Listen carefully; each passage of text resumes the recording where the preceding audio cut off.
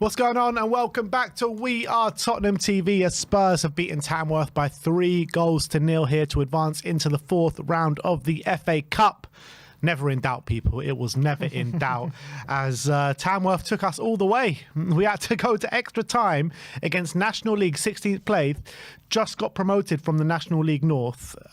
We had to go all the way against them, 90 minutes, and they nearly scored right at the end of the 90th minute as well, which we were very lucky that we didn't lose that game.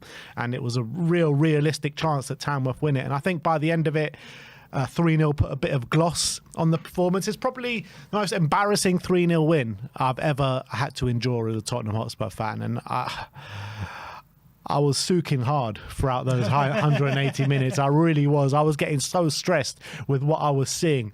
You're looking at Timo Werner. Timo Werner is on £160,000 a week, and he wouldn't look out of place in that Tamworth team. If he was setting up a clothes rack in Zara tomorrow, and the guy that they had on the left wing was playing for us, you probably wouldn't see too much of a difference, The guy for Zara looked better, actually. A lot better.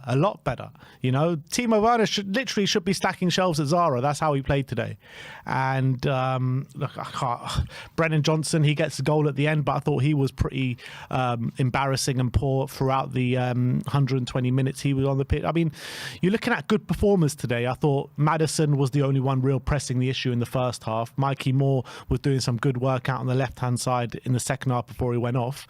And Kinski, I thought, he came out for the corners and he looked commanding for whenever the ball came into his box. But apart from that, I think everyone else was pretty embarrassing, to be fair. It was an embarrassing performance overall. There's no getting away from it. We struggled to create real clear-cut opportunities against a National League side. That's the truth of the matter. I know there's, you can say the pitch definitely was not in good condition. It was a terrible pitch. I think there's no getting away from that as well. The passes were bobbling around. We couldn't really, whenever we were passing the ball like out wide and stuff, it kept being under hit and intercepted and all these different things. But you're a Premier League side. We're a professional team. They do this full time. We're playing against a team who are part timers. They're members of that team who work at Zara. They're construction workers, retail managers, all these different kind of things. So there's absolutely no excuse for not adjusting and adapting and making it easy for yourselves. And we struggled for large parts of that game. And if anything, right at the end, Tamworth could have won it. And it was a real hard watch. It was a hard slug throughout that 90 minutes. We really struggled against them. They made it very, very difficult. They obviously put everything into it. It was their biggest game of their lives. And I obviously understand that. But you have to be able to show your quality through the game. We just didn't do that throughout the whole game, and it was really embarrassing, the lack of quality we had in that final third. It was embarrassing. Not being able to break down that Tamworth team was nothing short of embarrassing. But our quality did show in extra time. We ended up winning 3-0, and we can all breathe a big sigh of relief after that game, because we're in the hat, and at times during that game that was in question, which is absolutely shocking. But at least we made it comfortable in extra time. We did end up winning 3-0. It did take that goal bundled into his own net by the Tamworth player to set the ball rolling, and it was the ugliest goal you're ever likely to see, albeit it came from a bit of a clever free kick routine from Pedro Porro. But it was an absolutely ugly goal. But thankfully, in extra time, it needed Son, Solanke and Decky to all come on and get that win, which is embarrassing enough in itself. But we got the job done, and that we can be a bit relieved for that. So I want to say that the Tamworth players, Tamworth fans, all the management can be very proud in what they put on the pitch today, because they were really good, and they took us all the way. They could have even won the game right at the end of the 90 minutes, and they can hold their heads up with real pride today. They've taken a Premier League team to the wire in an FA Cup third round game. So big up to them. But from a Tottenham perspective, from what we've put in today, it really is nothing short of embarrassing. Timo Werner probably earns more in a week than most of these Tamworth players do in a year. That's the reality, or even all of them together in a year, which is crazy to think about. 160 grand a week. And he's putting in a stinker against Tamworth. And look, I don't want to pile just on Timo, because he wasn't the only one. You know, plenty of players. I thought Archie Gray didn't put in a great display today. Radu, Porro, Reguilon. I mean, the only players, I think all of them pretty much put in poor performance today. It's like I'm just piling on Timo, but Timo should have done a lot better with the chance that he had. You know, that one-on-one, you've got to be slotting that in the bottom corner. You've got to be going around the keeper. You've got to be doing something better.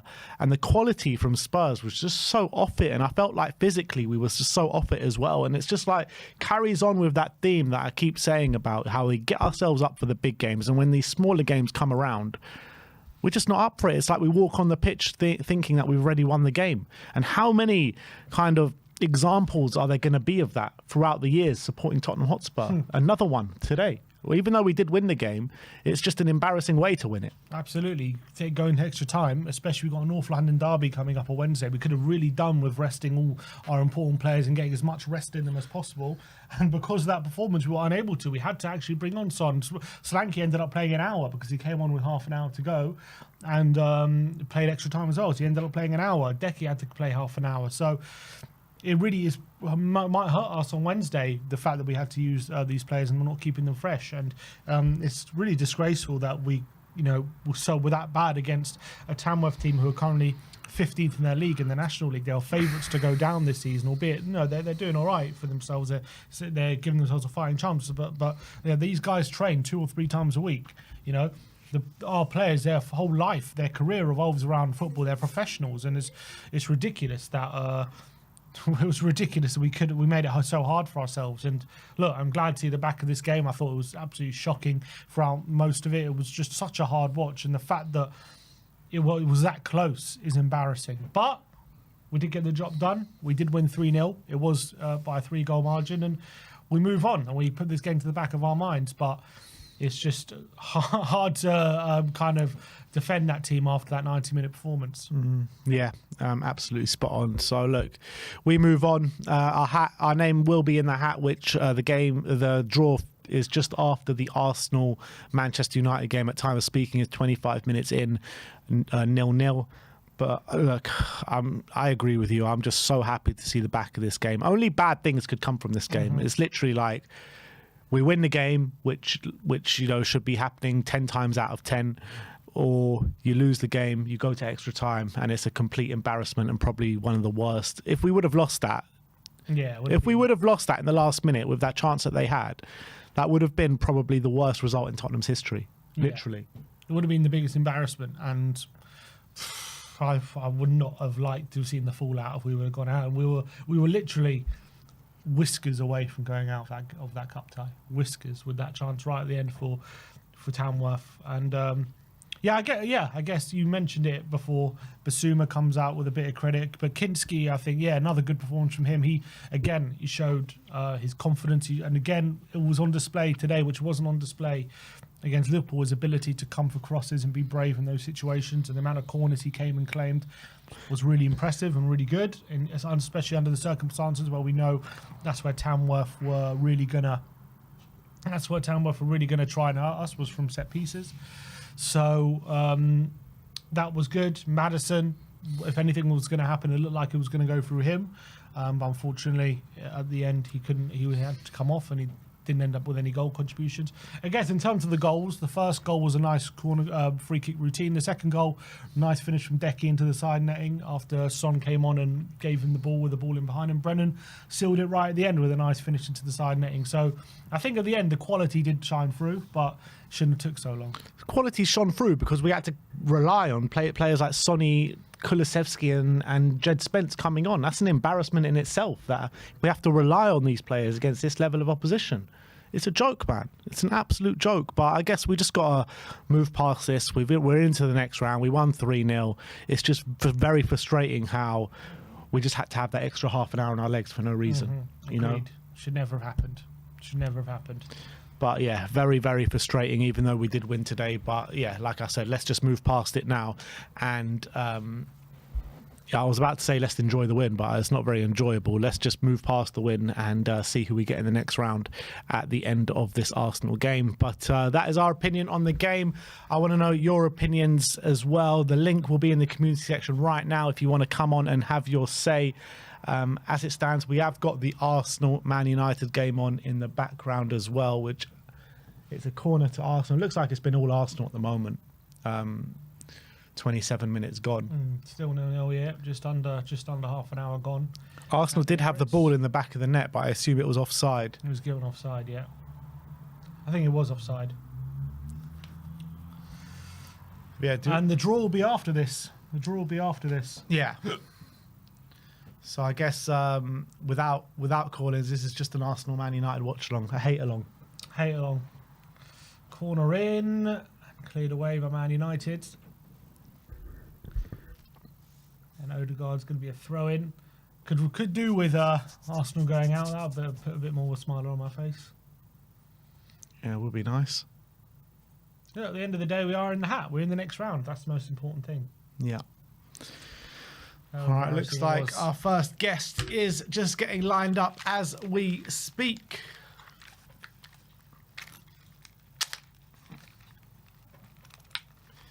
And he goes by the name of Mr. Brian Daigle. Let's get him on. Good. How are we doing, Brian? Just lucky and happy to be in the next round. Let's face it, being in the next round was all that was important, but there is a lot more to discuss than just being in the next round. It was a awful performance. It's like we sent the Cowboys out to do a professional's job. Was that like the most embarrassing win that you've ever seen? One thing I will say on a positive thing about this before, I remember back in the 34 years ago when we won the FA Cup last, we started our FA Cup journey with a appalling 1-0 win away at Blackpool with a Paul Gascoigne free kick and a Paul Stewart header. And we went on to obviously win the thing. Not saying that means we're doing it this year, but all that matters. Non-league at the time, or where were Blackpool? What division were they in? I think they're in. Mate, this is when it was third and fourth before the Premier League. They're definitely in third or fourth division, which would be now what, non-league, so to speak. Either way, it would be the equivalent position. So basically, we're winning the FA Cup this year. That's what basically what you're telling me. Like I said, it's lucky for Spurs when the year ends in 5. I mean, the only positive I've taken away from it is A, we're through. And B, it looks like Spurs have got a goalkeeper that can catch set pieces and kick a football. What sorcery is this? We finally got one that can do both. But it was just an unacceptable performance today, wasn't it?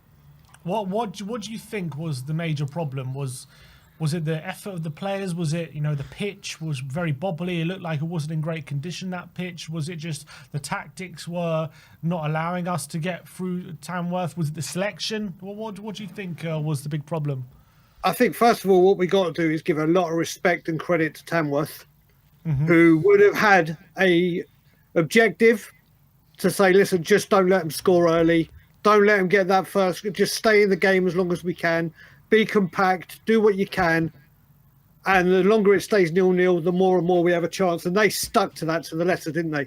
They really did. And fair play to them. But Tottenham Hotspur or any Premier League team should have the answers to the questions that are being thrown at them. There was just shocking performances. And I don't understand why, when we got I spoke to you guys before about it, Will Lancashire gets minutes away at Galatasaray. Was this not the perfect game to say, if Mikey Moore's having a game, Lancashire have a game, Archie Gray and Dragusin, who have got to be our central defenders for the foreseeable, for obvious reasons. Why is not Alfie Dorrington come on? We get told that this is Project Youth, and a couple of years these players are going to be something. But then when they have the opportunity to play, they don't get the chance to do so. And it's just a shame that we had to send the big boys out to get the job done. Brian, regarding Timo and Lancashire, I mean, we're trying to put in crosses in the box in the first half, and Timo's not exactly one to rise up and muscle in and header and win a header and put it in the back of the net. I mean, it just didn't make sense with the tactics and with the way we were playing to have Timo as the number 9. But you know the worst thing about it, Ben, is week in, week out, we have Dominic Solanke up there who demands and wants those crosses. Yeah. And don't put them in. Then when he isn't playing, we start putting them in. I mean, Timo Werner, I don't think I have seen a player so low on confidence in my entire life. Honestly, I the only one I can think of was, who was that, Adi Akinbaye, when Leicester had him and he just what about could not Soldado? score for Toffee. Soldado was pretty low on confidence when we had him. I mean, he So was there you go. proper beating himself out, wasn't he? Killer. Yeah. We're the confidence killers. But Soldado was, we bought him and didn't have a striking partner to play alongside him, which is what he had at Valencia. But Timo Werner, that one-on-one, you've got to take. You've got to score that. But he's just a woeful footballer, isn't it? And confidence is a major thing with him, as we can clearly see. But you give him minutes, he's not gaining the confidence. You drop him out and bring him on to ease the pressure on him. He's not fit for purpose at Tottenham Hotspur. Yet we continue to go with him. It's just such a shame. It's such a shame. But like we said, Tamworth caused us issues. Those throw-ins. I mean, Simeon, I heard you at half-time because I was dipping in and out when you said, if we lose this, you'd be Ange out. Listen, a lot of this performance needs to fall on the manager and the players. A lot of it, because we weren't entertained, that's for damn sure. I would say all of it. I mean, there's not. Yeah. This is all on the manager and the players. There's no one else is involved in this one. No, you're right, Ben. Let me rephrase that. You're right.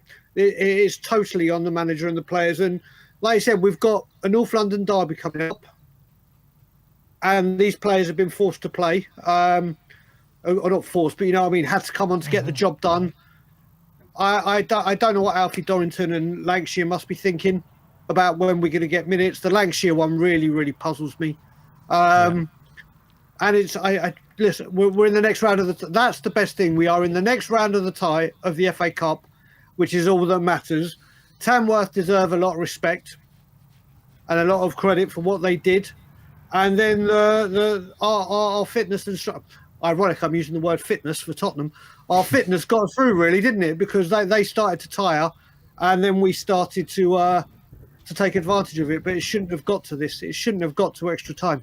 Brian, is any chance that Levy was in the stands today, wasn't he? Is any chance he was looking at Werner toiling away out front and thought, you know what, let's just pay that extra money from Wani and get him in before the derby, because I can't be watching that Timo Werner performance anymore.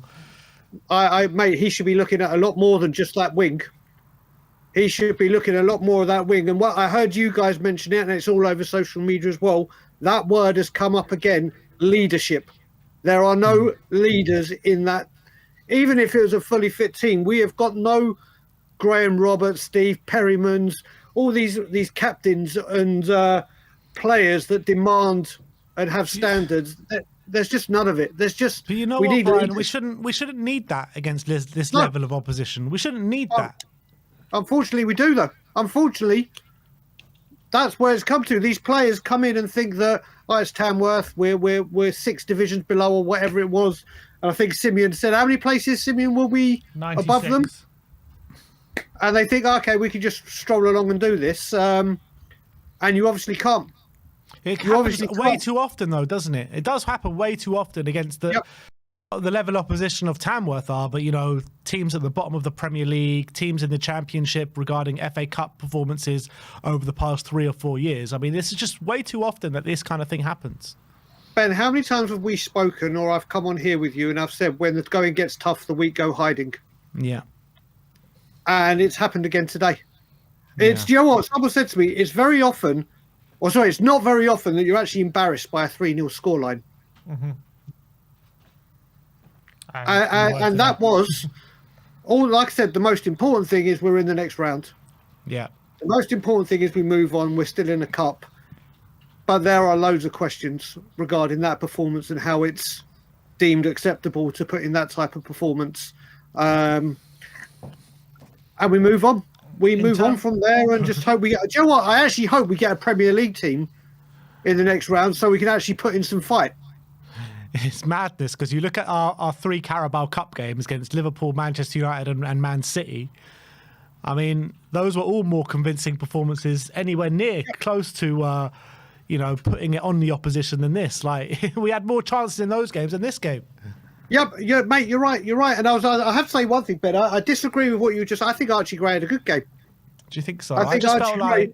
like I do agree. I think Archie Gray in the first half I think did well, but I felt like he was losing the ball way too often. He just kept passing it out of play, and it's just very frustrating. Many of them. But you look. I don't know if we had the same commentary as you. We had Jonathan Pearce, so I don't know if you had the same. This apparently was Dragushin's 18th consecutive game, and that's with him being ill. I don't know how many Archie's played now consecutively, but needs must at the moment apparently. Even though you've got an Alfie Dorrington, and then you bring Jed Spence on to play at centre back over a Dorrington. I mean, I feel so sorry for these young kids.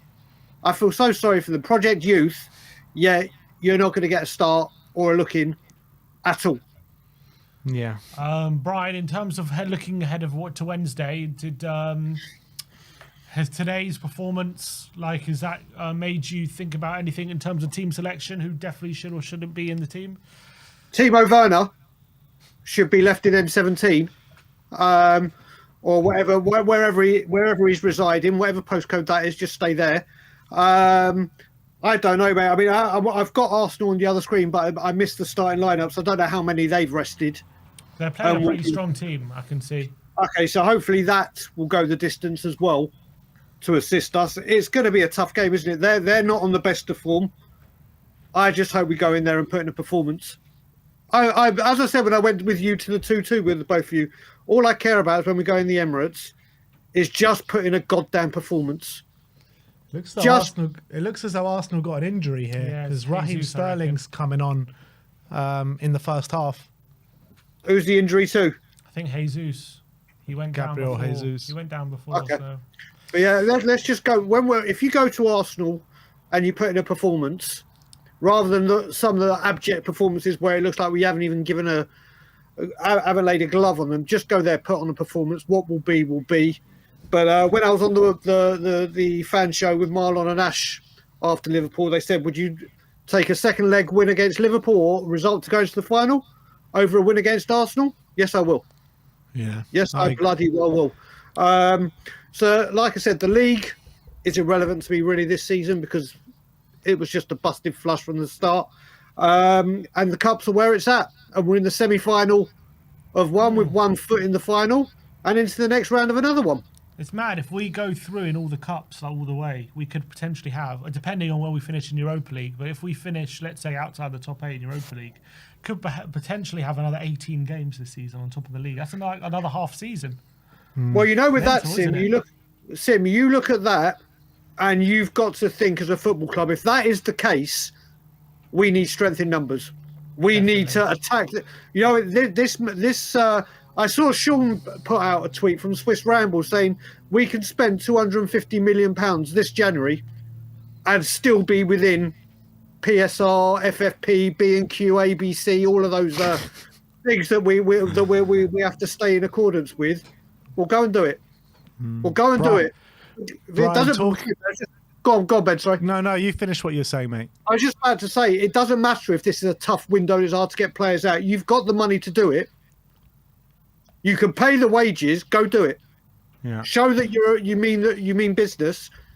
You're within the thresholds of everything. Go and do it. Just last question, talking about transfers. How much do you reckon it would take for Zara to make a good offer for Timo Werner? Because I think he'll fit in their team right well. I've heard there is tough competition from Primark. So Primark might go ahead and be willing to pay because of the amount of staff they hire. But yeah, listen, he's going to come in for a lot of flack, isn't he? And deservedly so. But like you said, Ben and Sim, there are many, many other players that deserve the criticism that's going to come their way. But most importantly, we are in the 4th round and we move on. Absolutely. So, Brian, thank you so much for coming on, my brother. Always a pleasure, boys. See you later on. Have a good rest of your day. And yourself, guys. There's this Ange video. What were they singing? There's this Ange video going a bit viral. They're just chanting. They're just chanting wanker at Ange, and he's giving him a big smile. He's like, "Come on, come on." He's like, "Is that what you got?" I love that from Ange with the fans. Ange just said, "As far as I'm aware, the objective we're into the next round, and that was the objective." Yeah, it's true. It's just an embarrassing way of how to get there. But yeah, update from the Emirates, still 0-0. Just a few minutes to go till half time. And Arsenal have lost a player in Gabriel Jesus. Another player goes down in their front line with the North London derby coming up in a few days. But let's go on to our next call-in, and it's Av Spur. Hello, lads. How you doing, mate? You all right? Yeah, I'm all right. I'm just a bit, stressed. Tell me about it. That was probably one of the most stressful wins I've ever had to endure. How did you cope through that? How did I cope? I didn't. I was screaming at my screen the entire time.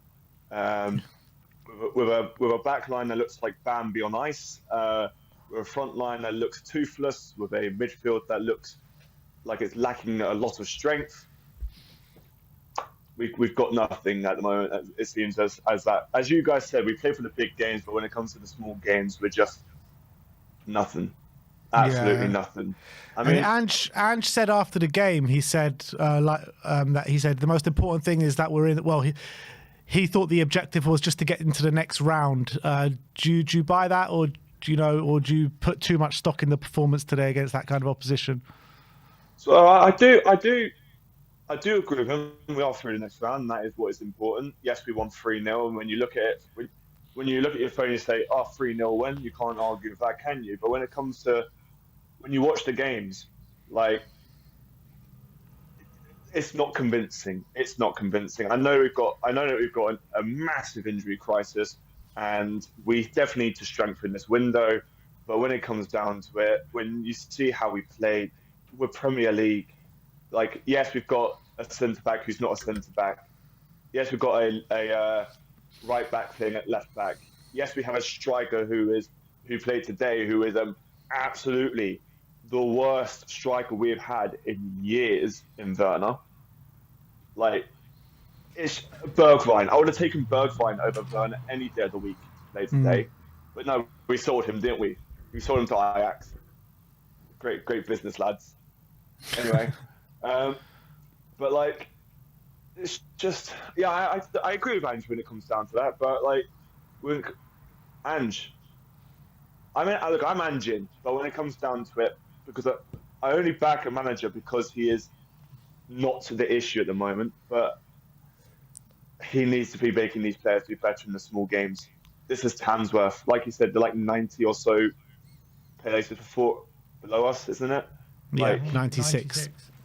96. And we looked like the worst team in that first half. Yeah.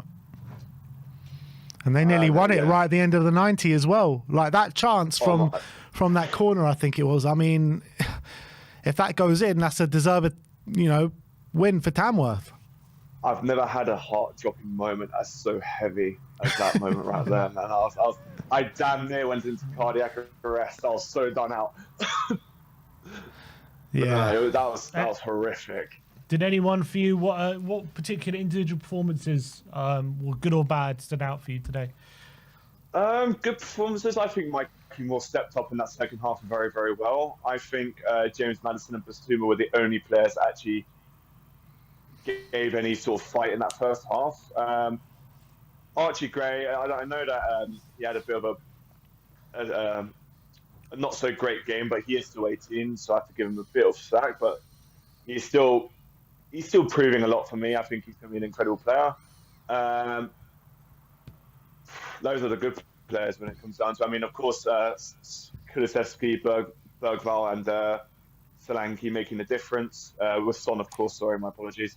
But when it comes down to bad performances, Werner, Porro, Johnson, Sarr, Dragusin, like a good 70% of our first team that we played today were woeful.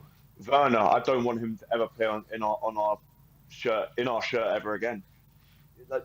Like There's lack of confidence, and then there's lack of skill, and there's lack of concentration, there's lack of focus, there's lack of sharpness.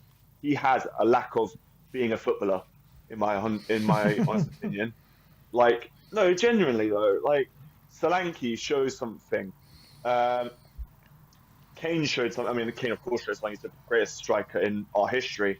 Yeah, when Son plays striker, he shows something, even if that's not his position. Yeah, if people say, "Oh, put Werner in striker position, he'll be a player," he looked worse today than he's ever looked. Today was his worst game, in my honest opinion. I went to the Man City home game for the Carabao Cup. I was there right above the Man City fans, and I saw a performance. I saw a great performance, and then I go to Fulham at the South stand, and I see nothing. What is happening at the moment? Is there again? You guys said about no captain. Son is our captain, and I don't think he's a good captain. I love him as a player. He's a legend at this club. He is one of the best players we've had in years, but he's not a captain.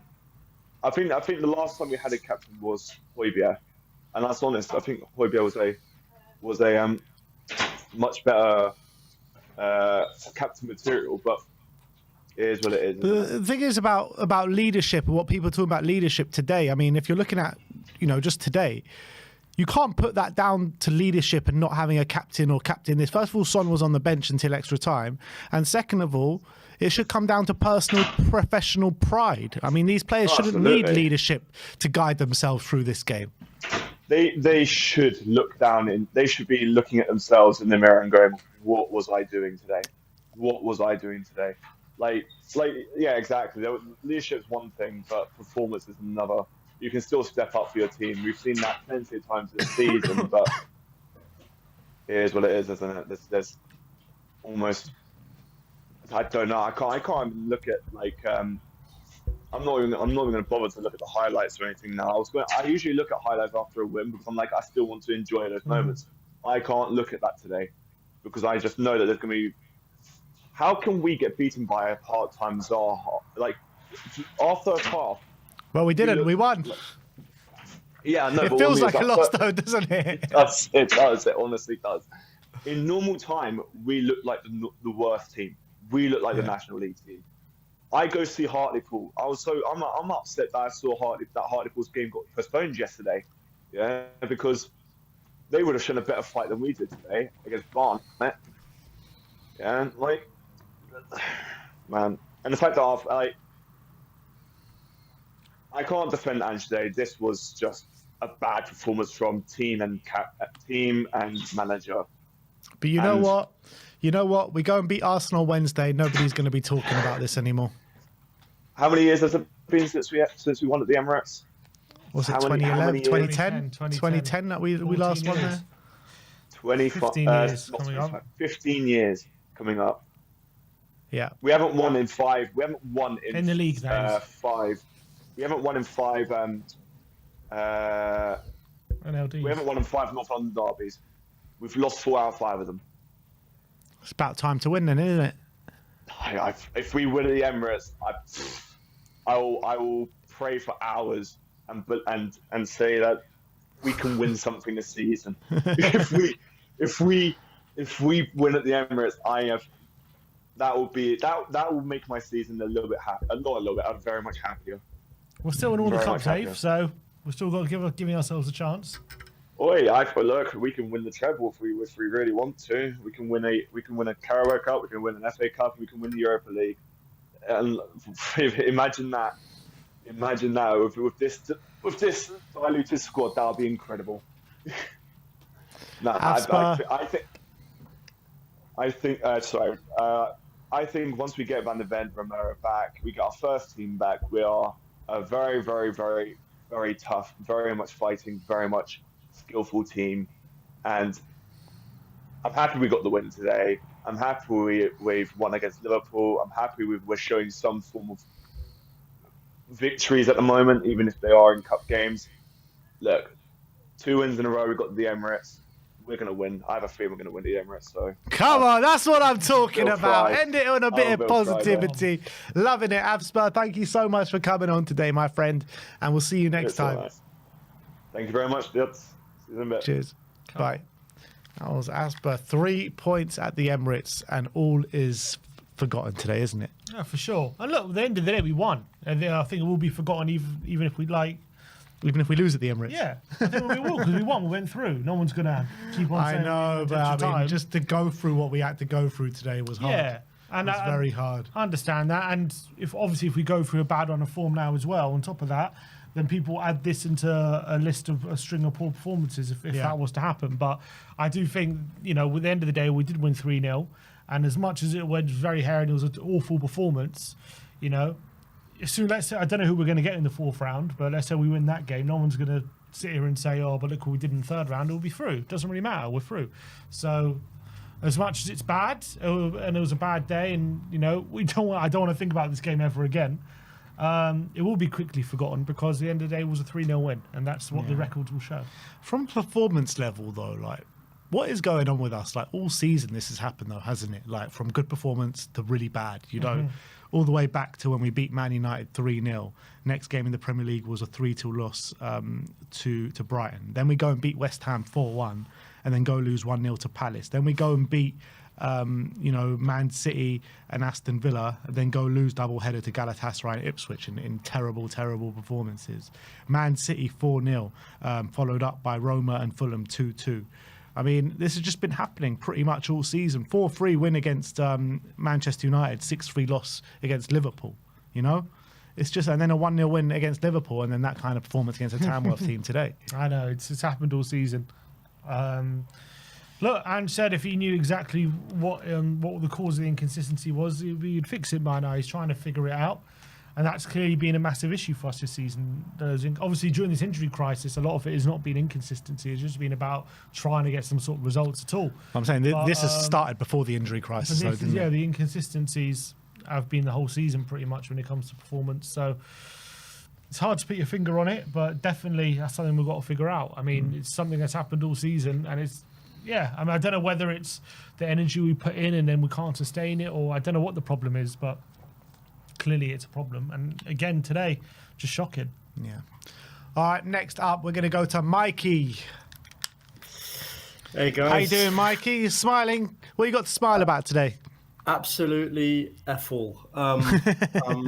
No, I have my thoughts laid out in my family group chat quite explicitly that even on YouTube, even for me, would be extreme. But I've never been so disappointed to win 3-0 in my life.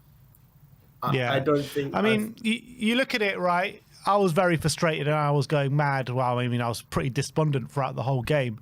But I mean, when it's all said and done, isn't the most important thing just getting into the next round, or is there too much stock to take from that performance? No, of course there is. In terms of this competition, absolutely. The next FA Cup game isn't for another month, but the performance that we put in today will affect our league form. The performance levels aren't limited to a single competition. We're through, but we have quite possibly the biggest game of our season coming up in Liverpool away for the semi-final, as well as the North London derby, which is a matter of pride for any Spurs fan. And we put in a performance like that days after some of the biggest limbs I've ever seen at the Tottenham Hotspur Stadium. It doesn't make sense. It really doesn't. Spurs Army, the Instagram account, under every single full-time result, just keeps commenting, "This is a social experiment," and I agree with him. It's true. Well, we got another clean sheet today, Mikey. No goals conceded since Kinski's come in the team. Talk to me about the keeper. At least he came away with some credit today. Well, you're talking about clean sheets. Some of the people on the Tamworth team actually sell clean sheets. Like that's where we're at. Like that. Kinski was great again. I can't lie, but he shouldn't have had anything to do. He shouldn't. That's the problem. Like Kinski was great again today. He's commanding his penalty area. It's 2 clean sheets in 2 games, which I think is more than we managed in however many games before that. I don't know the actual statistic, but clean sheets is something of a rarity for us, and I'm glad he's done it. But one is against the arguably best team in Europe, and one is against a 5th tier side. and we won one more convincingly than the other, despite the scoreline differential. It's just so bizarre. What is it about this team, Mikey, though? Why can't we get ourselves up for these kind of smaller games? Like, where's the professional pride? The longer this isn't linked to the trophy drought much, but the longer our trophy drought goes on, the more I hear, if it was a 5-year trophy drought, you just say it's a little bit unlucky. Arsenal haven't won a trophy in 4.5 years. That's a little bit of a drought. Ours is too long to be a drought. Ours is a problem. And for a team that has such pride and history in the domestic cup competitions, to be 16 and 16 and a half years without a trophy now, right? Almost 17 at this level of, and the amount of semi-finals and finals we've been to is quite damning. Yeah. And it's at this point, the culture of the club has to be taken into consideration. 2026 will be 25 years of Daniel Levy, and if we don't win a cup this year, it will be his 25th season at the end next season, and it will be 25 years without a cup. Not 25 years with only one cup if we don't win a trophy this season. It's got to be put down to a culture, to a mentality problem, because players have come and gone, managers have come and gone. The one constant at this club has been Daniel Levy, and we haven't won a trophy. Now, again, he's not out on the pitch playing. He's not the one making us lose on the pitch, at least. But you have to look at it and say that's not a coincidence. That's not a coincidence. It really isn't. Yeah. Yeah, it's hard to disagree with that, but I mean, with that particular performance on the pitch today, that can't be put down to Daniel Levy. That's got to be down to the players and the manager, surely. No, absolutely not. I mean, Mikey Moore's been ill recently, right? And he came off, but Werner was the virus that infected the whole team. Literally. It was actually sad how often I saw this guy run through one-on-one. Like, I had actually typed into my family group chat when I saw Werner through, I said, Werner misses. I knew he wasn't scoring that one-on-one. A seasoned striker side foots it into the bottom corner or chips it over the keeper. He doesn't hit it straight. I don't understand it. Bissouma and Maddison were the only two players I saw giving any sort of drive in the first half. Mikey Moore did very well in the second half. I thought he was very, very good. And it took ultimately a lot of the stuff, but ultimately it took Dejan Kulusevski coming on. He was instrumental in 2 of the 3 goals. We are so reliant on him. It's unbelievable. Yeah. His power to win the ball back and his ability to create. It's sad. But that's just where we're at the moment, and I don't understand what it is, because we've got players that do have quality. You're looking at the players on the pitch today. That team that was on the pitch, we looked at the team lineup, me and Sim, we were like, oh wow, Spurs have gone quite strong today. Mm-hmm. I was surprised as anything. I thought for sure, definitely Lancashire and Dorrington were. I thought it was going to be Dorrington and Dragoshin, like you guys predicted. I thought it was going to be Will Lancashire up top. I thought it was going to be. I don't know why Yang Min Hyuk wasn't even in the squad. I don't know if he's injured or maybe didn't want to give him his debut on such a bad playing surface, especially for his introduction to English football. But I don't know why Yang wasn't in the squad. At this point, I'd rather have the kit man than Werner starting on the wing for us. I think he'd do a better job, and I think our kit man's in his 50s. I really don't know what it is. There was the thing described it perfectly. One time they panned to the Tamworth manager, and I believe on the bench next to him, it was only a split second, but there was a guy with his head kind of down and his eyes were closed. I think he was asleep. There was a guy asleep. I've been writing a piece on Deitch and Lopetegui being sacked, and I had a section in it saying they were the favourites to get sacked alongside Spurs boss Postecoglou, but I had to remove it due to word count. I might have to add it back in again after that performance. I'm not Anjal. I have been at times. I'm not currently right now, but that was a travesty. And a result like that's going to push a lot more people towards the extreme of Anjal. I know for sure. And if we don't get a result, you should say. yeah, that performance. And if we don't get a result on Wednesday, those calls are going to become. This derby comes at the wrong time for Spurs. It really does. I think it comes at the right time. I think it comes at the right time, because I feel like after a poor performance, I think, a big game under the lights, I think Spurs will turn up. And you look at Arsenal's injuries and you look at the form that they're coming into it under, I don't think they want to play us right now. I genuinely believe that. Do we want to play them right now either? I want to play them right now because I just want to play as many big teams as possible because they're the only games that we get up for. I wish we waited a week or two just so we can have some defenders back. But I heard Ben Davis could be back for the game. Oh God, I hope so. I know that you talk about leadership. The leadership in the squad is an interesting one, and I wanted to touch on because I see our captain is Heung-min Son, one of the nicest people in world football. There's an obvious lack of leadership. Our leadership group in seasons gone by was Kane, Dyer, Lloris, and Højbjerg, right? That was kind of our leadership group, if you will. Now they're all gone. I think Romero is a leader, but he's fit half the time, and the other half the time he's got a cloud of red mist soaking around his head. And he seems like a leader to me. So does Dominic Solanke, and so does Dejan Kulusevski. They seem like players who can motivate and inspire. But it's a far cry from when we had Toby and Jan Vertonghen at the back. It's a far cry from when we had all like more of a leadership group in the squad to be able to galvanize the people. And yeah, for a game like this, you don't need galvanization. You need any sort of a competent performance, and we didn't get either of those today. Mikey, always a pleasure, my friend. Thank you for coming on once again, and we'll see you next time. Yeah, hopefully after a win at the Emirates for the first time in 15 odd years, and I'll be on screaming at the camera saying, yeah, but exactly. I'm not confident. Somehow I'm just not that confident. I'll see you guys in a bit. See you later, mate. That was Mikey, everyone. Some more quotes here from Ange. He said it was a challenging game as we expected it to be. They made it hard for us. With the surface, it was about us staying calm and persisting in our football. In the end, we got the job done. On the messaging going to extra time, said stay calm, persistent. We knew we would finish strong.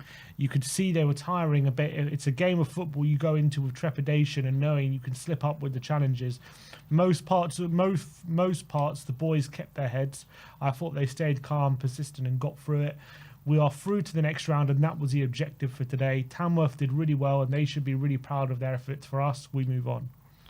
Yeah, you know what? There is something in that, but I mean, we were literally seconds, like if there's just a slightly better finish on that in the last minute, we're out the cup. Mm-hmm. That's how close it was. That's how close it was today. Mm-hmm.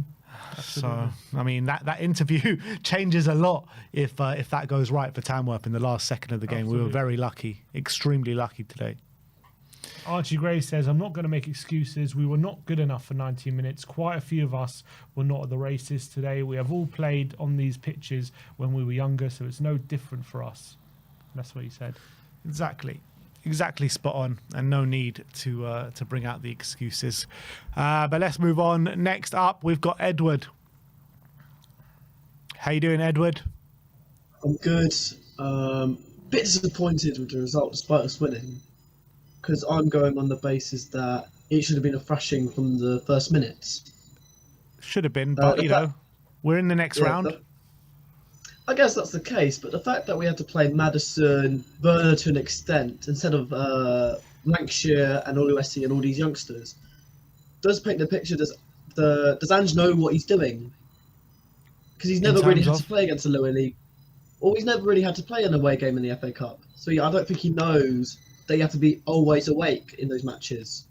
Yeah, but I mean, the lineup that he chose on the pitch today was more than good enough to win the game and put in a better performance than he did. So what actually went wrong?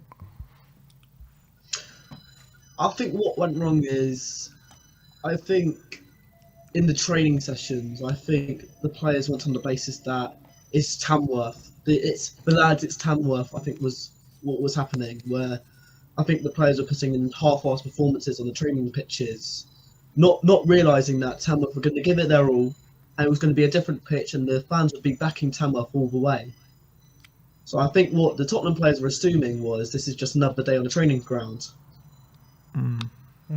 Who, in terms of individuals today, who kind of stood out, good or bad for you?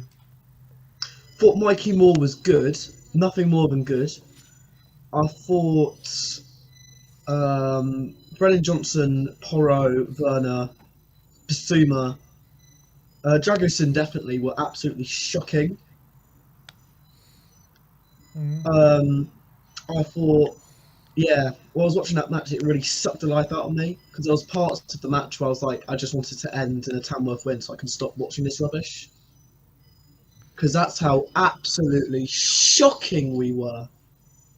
The fact that we were struggling against a National League side. This is the only semi-professional team in the National League. Half of these players are working 2 jobs. I know non-league football like the palm of my hand. I work at a non-league club, and I know that if you're in the National League, North or South, you are getting paid, and you do not have to work a second job. The fact that those players have to play a second job, and they are putting in a good performance against Tottenham, Premier League, that shows you how much of a terrible situation we are. Where we've got players who want hundreds of grands a week, when these guys are making pretty much less than minimum wage. Yeah, it's like, you know, we saw a bit of a similar performance earlier on in the season when we played Coventry and we got out of jail at the end of that game, and then we get out of jail at the end in extra time. I just don't understand what is it about these players? What is it about this club where we can't just turn ourselves up for the big game, for the smaller games? I think the point I made earlier is also I think the players slack off a bit when it's against a lower league club because they go on the basis that what are they going to do on the basis that come on lads, it's Coventry, it's Tamworth, it's Leyton Orient, it's all these other small teams. I mean, you saw in the pre-season friendlies against these South Korean teams and the Japan team where it was a close game, and to be honest, we should have killed the game really quickly. And I think it's a case of laziness. The players can't be bothered to put in a good 90 minutes in. The players are slow. The players are, whatever, we'll get a goal later. What they're going to do about it? Who would you want in the next round, Edward? I really want Leyton Orient because I live local to Leyton Orient, and I think it's just going to be nice because there's also this big like friendship between Leyton Orient and Tottenham fans with the whole Justin Edinburgh thing. And the Jamie Donnelly, Josh Keeley. Josh Keeley, Jamie Donnelly. Harry Kane, yeah. One of our own. But yeah, I want Leyton Orient or Southampton because my sister supports Southampton. So it'd be nice to have one of those teams. So yeah. Edward, thank you for coming on today, my friend. Always a pleasure. No, thank you guys. See you later, mate. Newcastle just taking the lead against Bromley. And so what, did he just come on, did he? Yeah. They just make a triple change or something? Scored a penalty. 2-1. They were 1-0 down Newcastle at home to Bromley, but they've turned it around. 2-1 up. And Arsenal's second half has just got underway. The draw will be after the Arsenal game. Yeah. And yeah, someone in the comments was saying that Odegaard was struggling, but he has come out for the second half, so I'm sure he's okay. It looks like the stream is struggling. It's poor. Are we in sync? Give us 1 second, guys. And we'll go on to our next guest pretty soon. There you go. Things are right now. All right. We are back, and let's get on to our next guest, and he goes by the name of Christian. How you doing, Christian? Hey, guys. I'm really good. How are you guys? Yeah, you know, had to go through it today. We all had to go through it today, but we got there in the end, didn't we, Christian? You know, it was very frustrating to watch. You know, we learned a lot of things about, you know, our team through this match. Number one being that apparently our B team are about as good as part-time PE teachers. You know, and it's frustrating. And, you know, I'll say this to Tamsworth. They played well. They gave us they played about as well as they could have played. So, you know, props to them. But I think the big thing that stuck out to me was, you know, just leadership, you know, want to, and, you know, hustle and drive and desire. I don't know why we don't get up for these smaller clubs. That shows me like a leadership problem. And, you know, it's frustrating. And because we are like, yeah, great. We played well against Liverpool, and that was awesome. And, you know, I was excited about that. But, like, we have not done jack. We have not done anything. So it's like, why? Where does this attitude come from that we don't have to get up to play, an FA Cup match. So it's frustrating. Where do you think that stems from, the leadership? Because you can talk about players on the pitch. Do you think it comes from the players on the pitch, or is that leadership from the management and Ange Postecoglou to not be able to get the players up for these kind of games?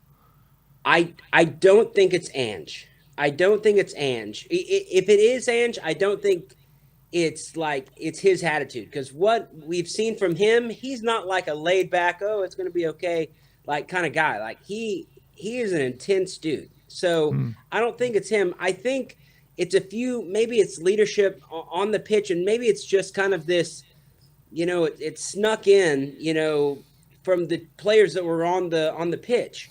Because you looked at it. Look, whenever we went into extra time, we brought in Kulusevski and Son, and we were able, and then it's like bang, we're off.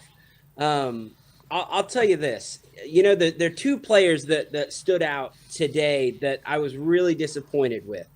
Number one of it, just the first one, I think that Timo, he is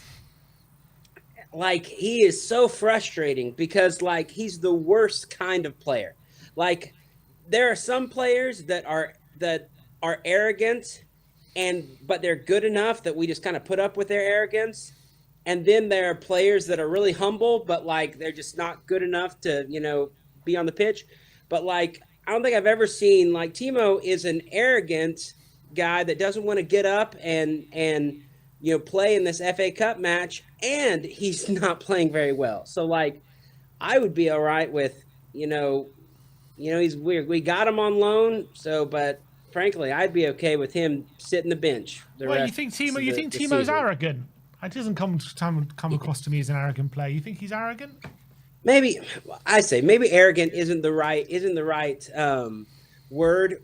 What I mean by arrogance is he didn't get up. He didn't get up to play. He's an international player. He was called out by Ange a few weeks ago. I expected him to be the guy that was on the pitch to be okay, you know what? Mikey Moore's out here. He's, 17 years old. I need to be the leader here. I need to set things up. And he just feel like he didn't get up. But then even on the other side, I was disappointed with Johnson. I felt like Johnson was quiet. I was hoping he would really be the leader that we needed out there. But he was kind of quiet as well. Yeah, it's frustrating. Yeah, it wasn't good. In terms of the overall bigger picture, obviously we are into the next round. I was saying to Ben before, if we are to go far in all these cups, if we get far in all these cups, we could potentially be facing another 18 games this season on top of the league games. So January's open. We've got Kinski through the door. Well, how much more work do we need to this squad to if we're going to be ready for all these competitions? I mean, we need depth. I think a few more on the back line would be good. I would want to get probably another striker, even though Richarlison is going to come back. I would I'd feel a little more comfortable with getting in another striker. But those are the two that I would lean on. I think we need, either a left or right back. To kind of solidify that, and then another attacker at least. So I understand it's a January transfer window, so you can only do so much, but I think we need a little bit. We need a little bit of depth because I think whenever we get these players, and whenever we're kind of a full team, at end of January, beginning of February time. We'll get a lot of players back.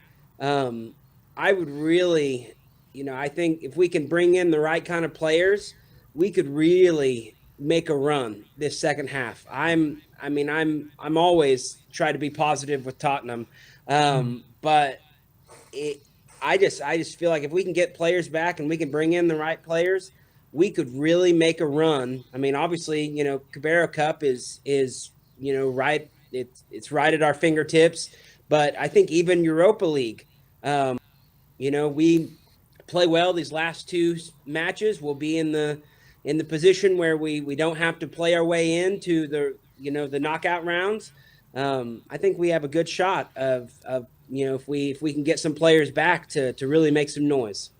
All right. And Wednesday is the North London derby, the big one at the Emirates. Oh, yeah. And right now, currently, they are 1-0 down with 35 minutes to go against Manchester United. How do you fancy our chances off the back of that performance today?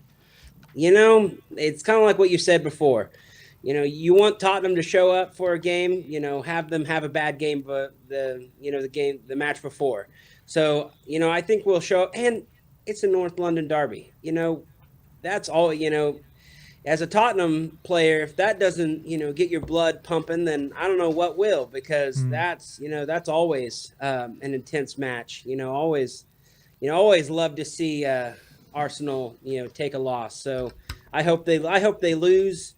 I hope they lose today, and I hope we beat them on Wednesday. Which, you know what, if we can pull a performance against Liverpool like that, we could, with the injuries they have and the way their form is right now, if we play well, we got just as good a shot as anyone to go in and beat Arsenal. I'm going to finish with the positive. I don't care about, we haven't won there in forever. When the game is on, we're good, and when we're playing our best, we can beat any team that we go up against.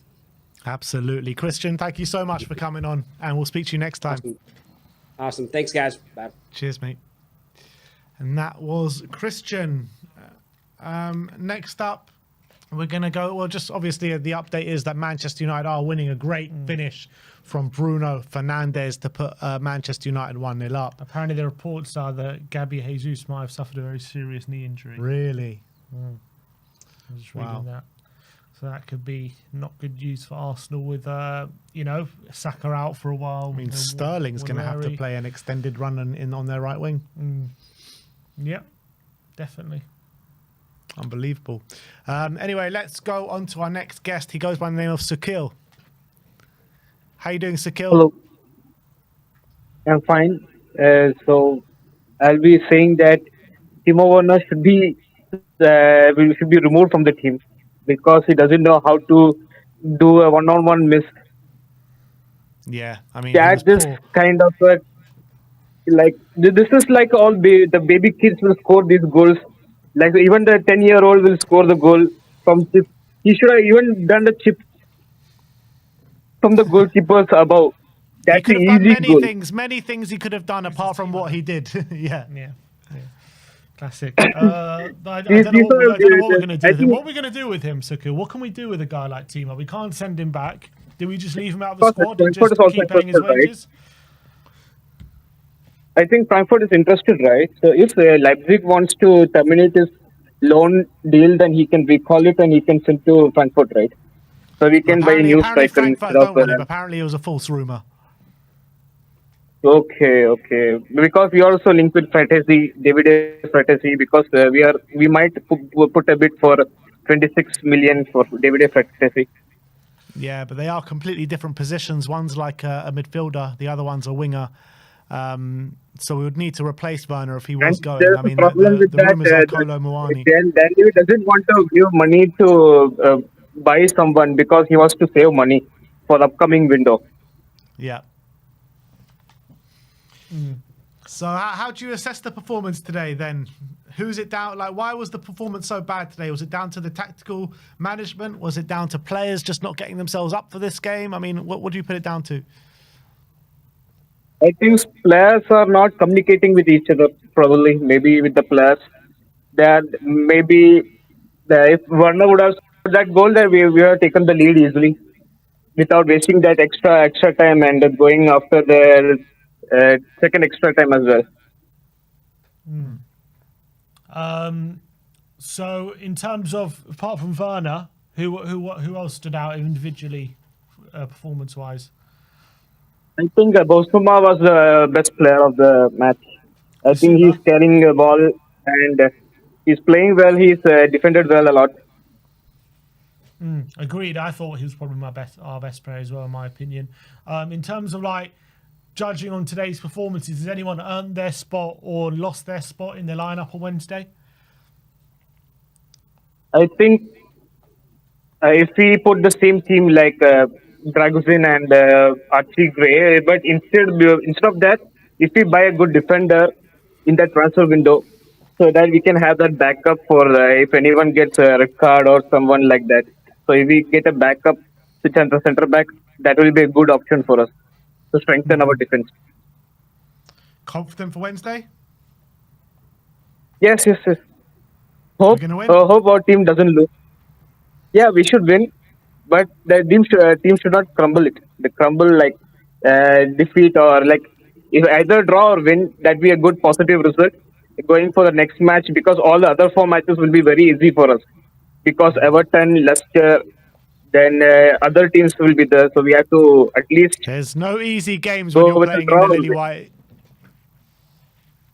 Yeah. But we have to win it. We have to win, and we have to get players as fast as possible because other teams will be bidding for other players, that same player. So we have to bid fast, buy the players, and hope we just go for a top 7 or top 6 until the end of season. Hope and get a trophy or 2 trophies, at least Carabao Cup and Europa League. All right. Big up, Sakil. Thank you for coming on today, my friend. Thank you, guys. Thank you. See you. Well, half an hour to go. Still 1-0 to Manchester United. And they nearly scored straight from the corner, didn't they? Manchester. Red card, I think. To who? Dallo. Dallow's just been sent off. Oh. What, for that? Or was that second yellow? He didn't touch him, did he? What was that? Is that a second yellow? I think it is a second yellow. Oh, that's harsh, isn't it? Yeah, Dallo got booked in the 49th minute. Has he been given the red card? Someone in the comments said red card. Oh, maybe not. There's no red card. Someone in the comments said sent off, and then I just saw that challenge. Dallo red. Has he been sent off or not? What is going on? Anyway, let's get on to our next guest. I don't think so. Dermot from THFC Till I Die. Yeah, red card. Yeah, sent off. Oh, red card. Red card. Sent off. Wow. Okay. Is Dermot there? Yeah. Yeah. How you doing, Dermot? How are you doing, guys? My first time on here. Bit nervous, Welcome. but I think I met you a couple of times at the Tottenham Stadium, so it's always a pleasure to meet you guys. You're both legends and an inspiration to me. Why I do what I do. It came from your channel. Well, thank you very much, Dermot. Thank you very much, and welcome to the fan show. And it's Nothing good to have nervous you. About, Exactly. Apart from talking about that Tottenham performance, of course. Oh, Arsenal just equalised. All right. Yeah, look, today was a shocking performance. Let's be honest, but you know we got through in the end. How do you assess what we saw today? Shocking. It was absolutely dreadful. In 44 years of following this club, I've seen some bad performances. Today was just woeful. That team had 1 day of training for this game. We had a whole week to build up to this game. They're players that are plumbers and bricklayers and whatever. They're not even full-time professionals, and they put us to shame. And some of them players in that Tottenham bus on the way home need to look at themselves in the mirror and think, could I do better? And yes, they could have done, because we were woeful today. If it wasn't for Kinski and for Kulu coming on, we shouldn't have had to play Kulu, Solanke or Son. If the players like Werner or Johnson did their job properly. Yeah. What do you put it down to, though? Because it feels like this happens way too often with Spurs, where we play the so-called lesser sides and we don't get ourselves up for it. Coventry was a red flag with the way we performed that game. Got out of jail free with the players that came on in the latter stages of that game. The Ipswich game, the Crystal Palace game. I know they're a good side, but they hadn't won all season. The copious amounts of teams that we've lost in the FA Cup the last 3 or 4 years, and then this one being the worst of the lot. I know we won 3-0, but it was a get out of jail free card in extra time. What do you put it down to with this football club? Why does this keep happening? Mentality. It has to be mentality. It comes from players that can't get up for these games.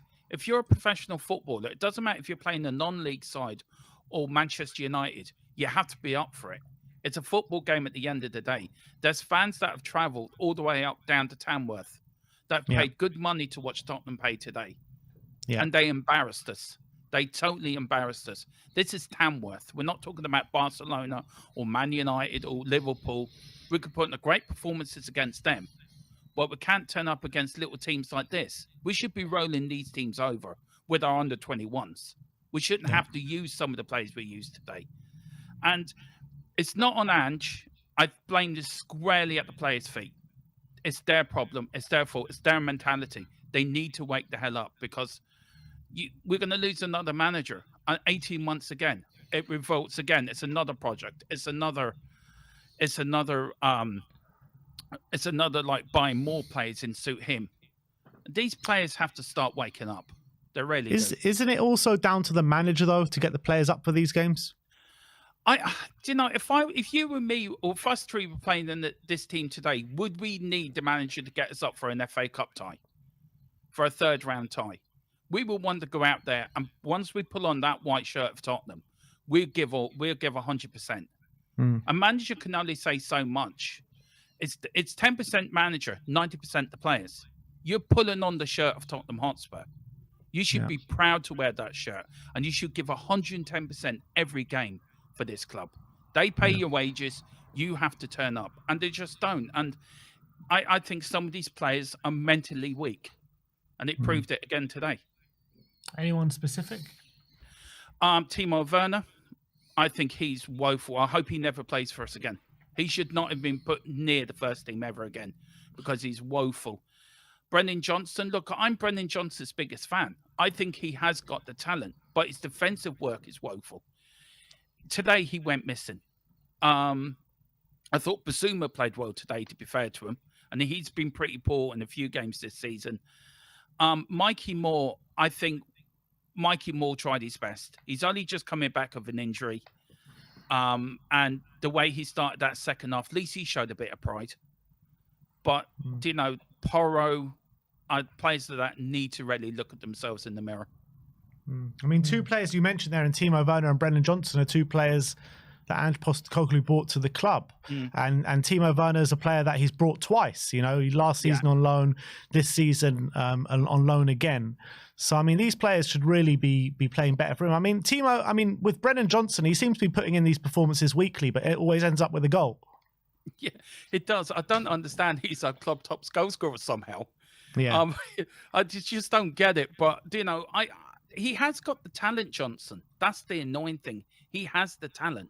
He just doesn't do his defensive work. But Timo Werner, I think if we could get rid of him, I would. But I know we can't. So I'll just leave him out. But we have to use him because we've got injuries. We've got no other choice but to use him.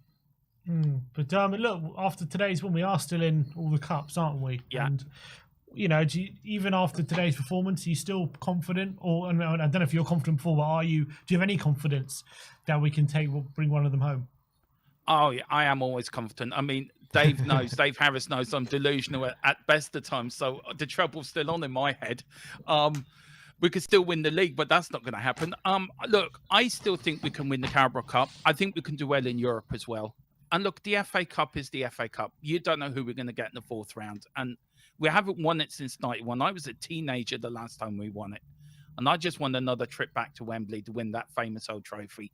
Bring it back home to where it belongs. And look, I'm still in Ange we trust. Ange will bring us success. Ange will take us there. We just need to be patient, get over these rough times, and the good times will come. As I said, 44 years, I've seen a lot worse. I've seen some good times, but I've seen some bad times. But Ange is probably the best manager we've had since Poch. Let's get behind him. Let's support the team. Let's support the lads. We are Tottenham fans. And, we will rise again, and we will shine, and we will win. Because we're the mighty Tottenham Hotspur, and we will never lose. So that's my view. Never lose. And on Wednesday, big North London derby. How are you feeling about that one? Oh, we're going to wipe the floor with them. They're only a South London club anyway, so they should go back to where they belong. Joking aside, I think we're going to win 2-1. I just have a sneaky feeling we might nick it. We might nick 3 points there, so that's my hope. Lovely. Thank you for coming on, Dermot. A pleasure to have you on the show, my friend, and we'll speak to you next time. Yeah, lovely. Thanks a lot, lads, and I'll speak to you soon. Cheers, Dermot. I think Havertz has taken an almighty dive there. No VAR in this. Almighty dive, and he's No given a VAR in penalty to this game Arsenal. either. It's caused a Put it lot on the of trouble screen. here. I think that's an almighty dive.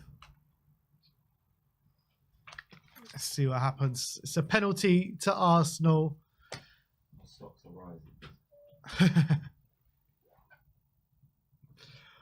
So since Man United have gone down to 10, Oh, what's gone? since Man United have gone down to 10 men, Arsenal Oh. scores straight away. What is going on here? Oh, who fell over there? It's Havertz.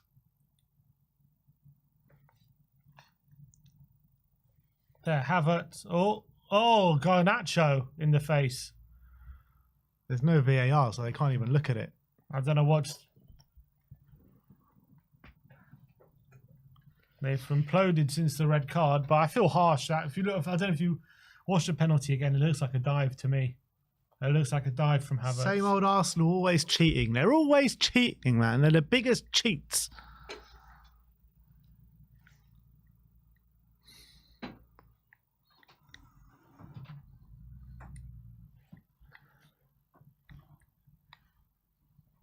Looks like Odegaard's going to step up against Bayern. I swear this. Lucky. Got the red card. Such an easy team to Got a hate, this deflected Arsenal goal. team. Goal. Seriously. They got the red card, then a deflected goal, and now they've got to dive for a penalty. Such cheats. Can't stand them, man.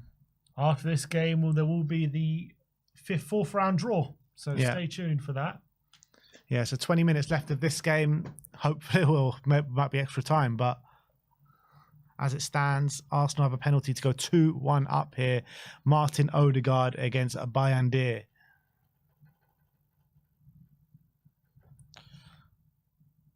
we go. Odegaard, no Saka on this Come penalty. on, Bayern. Yes! Come on! Oh my! Justice is done. Justice is done. It's a brilliant save from Bayern Deer. Odegaard, Well done. get back into your hole, mate. Get back Oh, into look at your that. hole. Brilliant And the save. Gooners squirm away. On his kept on the line. Brilliant save. And I think that's justice done. It's not a penalty in my book. Oh, it's a great save. Fingertips. Oh, good save. That's heading for the corner. Fourth round. I didn't even think that was a bad penalty. All right. Can Man United find a winner here with 10 men? That would be sweet. Binder's taking a free kick. What was it? A corner they scored from Arsenal? Because Free Gabriel kick, scored yeah, a free kick. Yeah. Declan Rice is coming on.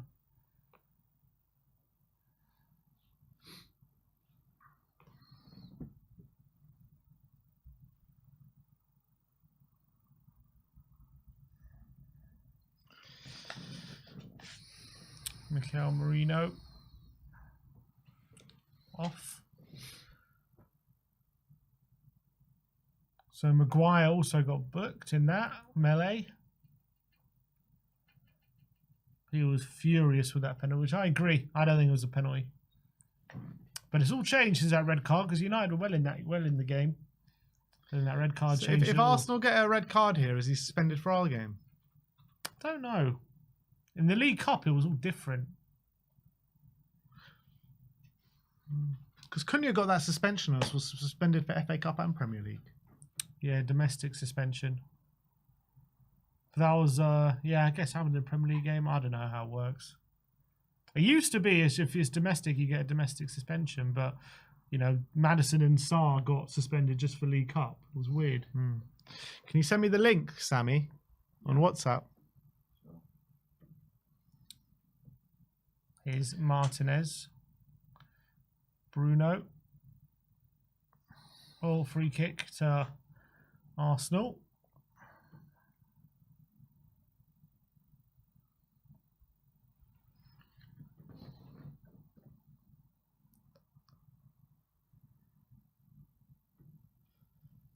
Odegaard. This is going extra time, isn't it, this game? 15 to go. I think if you offered United penalties right now, they would probably take it. Here's Havertz. Good challenge from Mazraoui. Oh, good play. Timber to Sterling. How do United get out of this situation? One counter-attack. That's all they need. They're going Garnacho wing back. Garnacho. Where's Mazraoui. Ahmad? Left on the bench. That's how they get out of this game. Bring on Ahmed. Skelly onside. They haven't made a sub yet, Man United. They got Anthony, Casemiro, Collier, Diallo, Ericsson, Malacia, Onana, Yoro, and Xerxes. So now Ahmad. Yeah, Diallo. Oh, Diallo. Oh, Martinelli's cross away from Maguire and away from Bruno. Great goal from Bruno, by the way.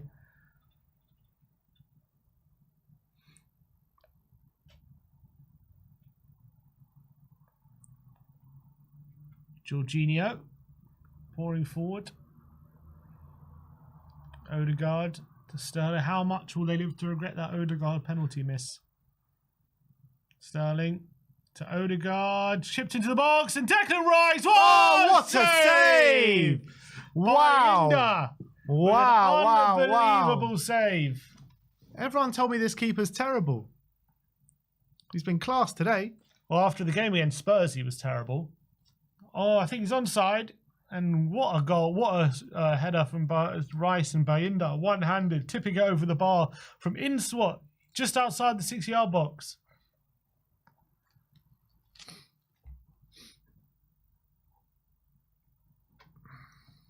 Do you have a guess, Sammy? Yeah. Let me know, because we got the game on here. And he looks like he's injured himself with this save.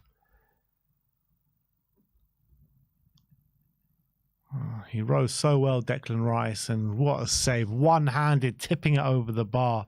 That was unreal. I mean, Rice should have done better with that header, to be fair. He had the whole goal to aim at.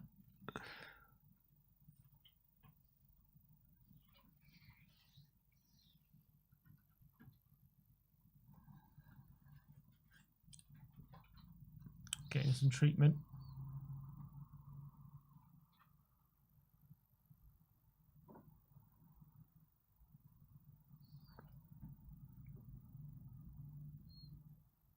We have my favourite. Put on the channel. God, who is it? Okay. All right, and we have a guest ready to come on. Goes by the name of Kate from The Perfect Match. How are we doing, Kate? Oh, I feel about 20 years older after today's game. I'm not going to lie. It was the most stressful, awful couple of hours ever. If I'd have been a neutral, I'd have loved it. But as a Spurs fan, it was horrendous. Oh, tell me about it. Tell me about it. I mean, what is it about these games against the Coventrys, against the Tamworth? Why can't we get ourselves out? We got out of jail twice this season against Coventry and Tamworth. But is that what just the cup is about? Just getting into the next round? Well, it kind of is, but at the same time, that team he put out today was a lot stronger than I think most of us expected it to be. And we should have brushed past Tamworth, but we made it so difficult. I mean, if you watched it the first half, you wouldn't be able to tell there was 96 places between the two sides. It was just, Absolutely. It was horrendous. I mean, I don't know. I don't know what it is. I don't know if it's that they think they can just turn up and win. I don't know whether it's the managers not instilling the right mentality, but then this has been something that Tottenham have battled with for years. And I've said it a million times. The problem is the whole club has got a terrible mentality from the top to the bottom. I think it's been drilled into the players and the staff for years. The top four is as good as a trophy. And I don't know how we break that. And I think Ange is trying to do that. But I just don't know. I don't know how we break this mentality that we've got at the club. I really don't.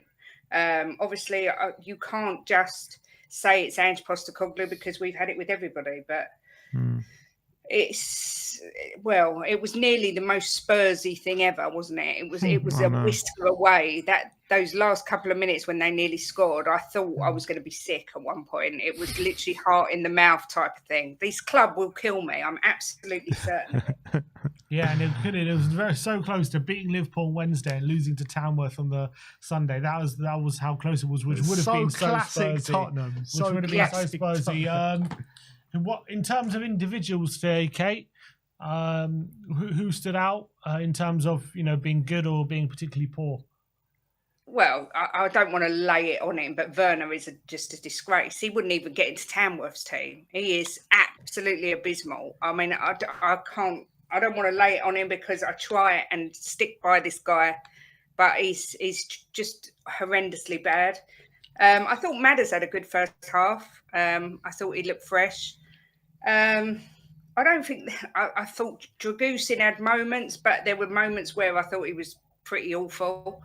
I think Bergvall made an impact when he came on, but generally, I just don't think there was anyone who really stood out. There was no one where you looked at the game and you went, well, yeah, you could see the difference in class because of so-and-so. It just wasn't there. It was, I mean, you saw Chelsea go to Morecambe and win 5-0. You see Man City beating Salford 8-0, and we can't even beat Tamworth, who are the lowest ranked side. They're 16th in the National League. All their players have got full-time jobs and we couldn't even beat them in 90 minutes. It's baffling to my brain. I don't know what what's going on with the club.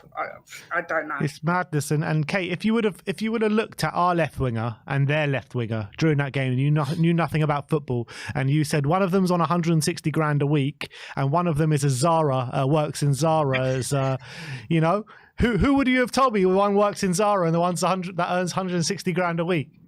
Do you know what? Their players, they haven't done themselves any harm. Some of their players, I mean, he was epic, but there was other players as well. They were so up for the game, and part of me, even though I'm a Spurs fan, part of me felt so bad for them because they didn't deserve to lose that game by any stretch of the imagination.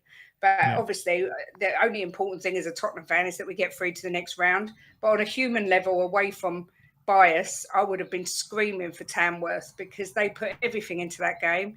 They weren't overshadowed. I wonder sometimes if Tottenham, it's like Conte said about us dealing with pressure. I think sometimes we forget that just play it like it's any other game. Don't play like it's an FA Cup game, like it's a National League ground. Just play like you would every other game. But I wish I knew the answer to what the mentality issues are at this club, but I have no clue. It was just abysmal. Yeah, it's a strange situation at the club where I'm actually more confident coming up against Arsenal on Wednesday than I am coming up against teams in the bottom half of the table in the Premier League. So, I mean, do you feel like we got a chance on Wednesday? Are you confident? I'm never confident, Ben, ever. I try, but I leave the confidence to Jimbo. But look, Arsenal, they're not playing great. I mean, they've been awful. They were awful until Man United just got someone sent off. They've been poor, I think. Yeah. They can definitely be got at. Look, it's 90 minutes. I'm not confident, but I never dread it because it's always a top game. But it's one of those things. Depends which Tottenham turns up, and we say this every single game, but it's true. If we turn up and play our best, we'll beat them.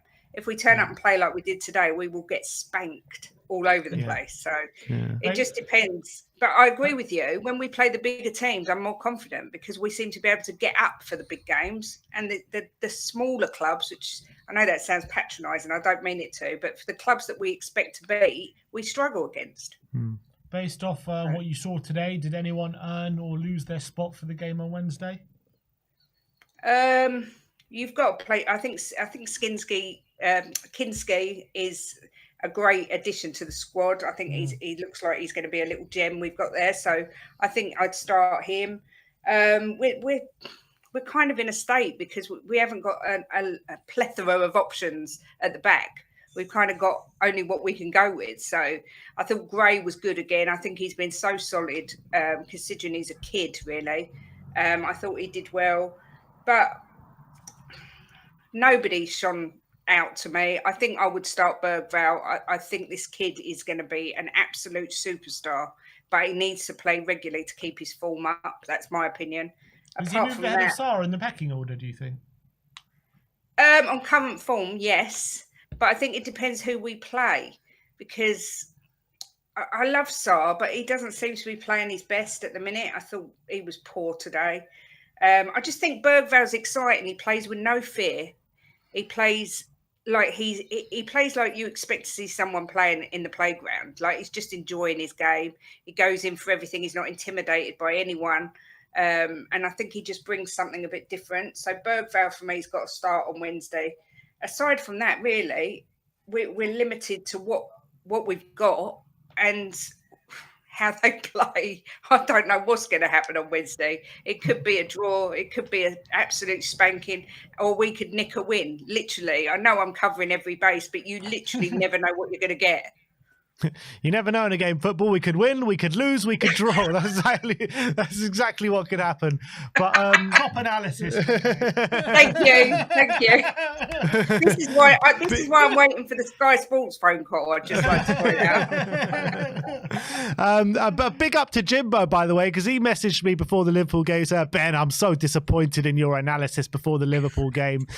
I'm so confident we're going to win. And lo and behold, we actually won the game. So big up to Jimbo. But in fairness, Ben, as much as I love my husband, he says that about every game. So a clock, even a broken clock, is right twice a day, So he's got to get it right sometimes. He predicted the City win, but he predicted 8-0 today. So he was a little way off.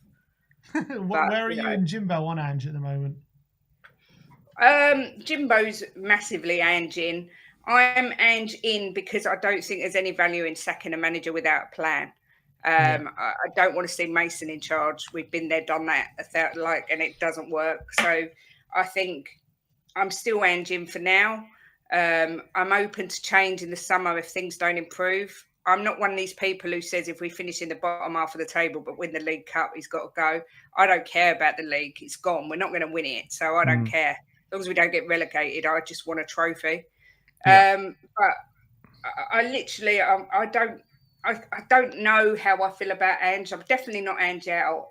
But if a better option was on the table and there was a proper plan in place for his replacement, I would be open to seeing him go, if that makes sense. Because I do find sometimes his lack of adaptability is so frustrating.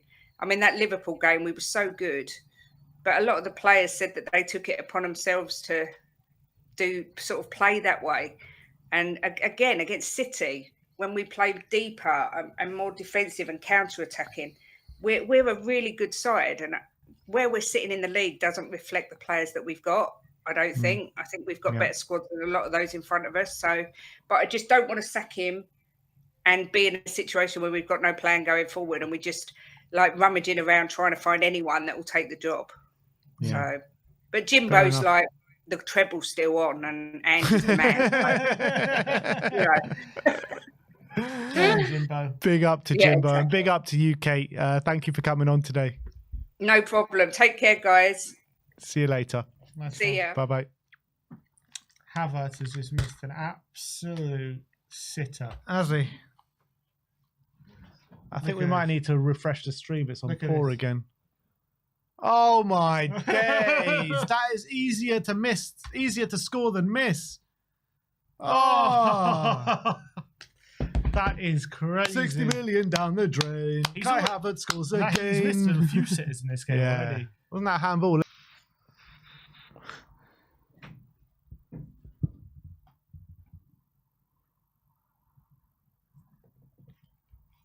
All right, well, we're 90 seconds away from extra time here at the Emirates. Still 1-1. I don't know if they're going to wait for it to finish before they do the draw. They will. They will? Yeah.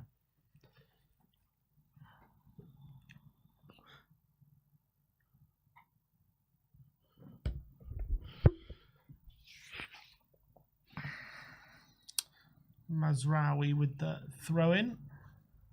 Just before this, Man United had a dangerous counter, which they did nearly get something from. So Amad Diallo's on the pitch now. Xerxes on. Who else? They made a triple change, did they? Number 43. I don't know who that is. A youngster. Collier. Collier. Ugarte. Or Sterling. Is that a foul? Referee says no. Oh, yes. Referee says yes. Billy says, "We are Tottenham TV, the best channel ever." Big up, Billy. Come on.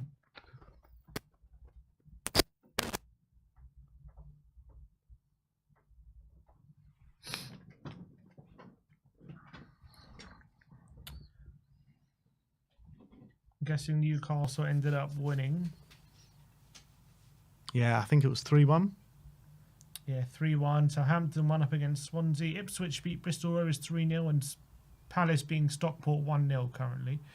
Ball in. Maguire wins the header. And Kate was mentioning that Chelsea won 5-0 again. When was Morecambe, that? Yesterday. Was that yesterday? I didn't even know they played yesterday. Yeah. 7 minutes added on, and here come Arsenal. Sterling striding forward in space. Raheem Sterling into the box. His shot is blocked. Odegaard away by Collier. Yeah, Come on, can Man U score before the 7 minutes, man? I want the draw now.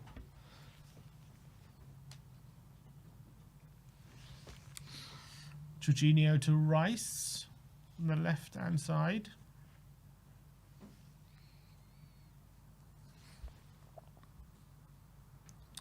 Saliba to Gabriel.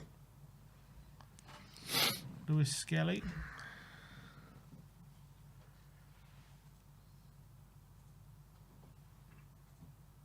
Martinelli goes on the outside of Martinelli of Ahmad and crosses the back post, and Mazraoui has to put out for a corner.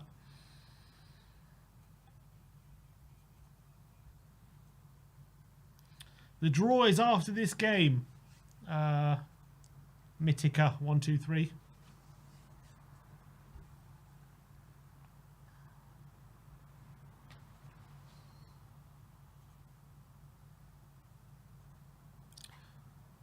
You know how good Arsenal are at corners. Odegaard's going to swing this one in.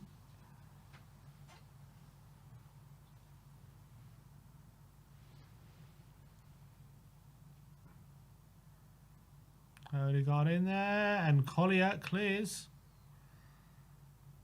Here's Sterling. Goes to the back post. Gabriel tries to get under control, and now Man United on a counter. Mazraoui. He's going to try and buy the foul, is he? He holds it up.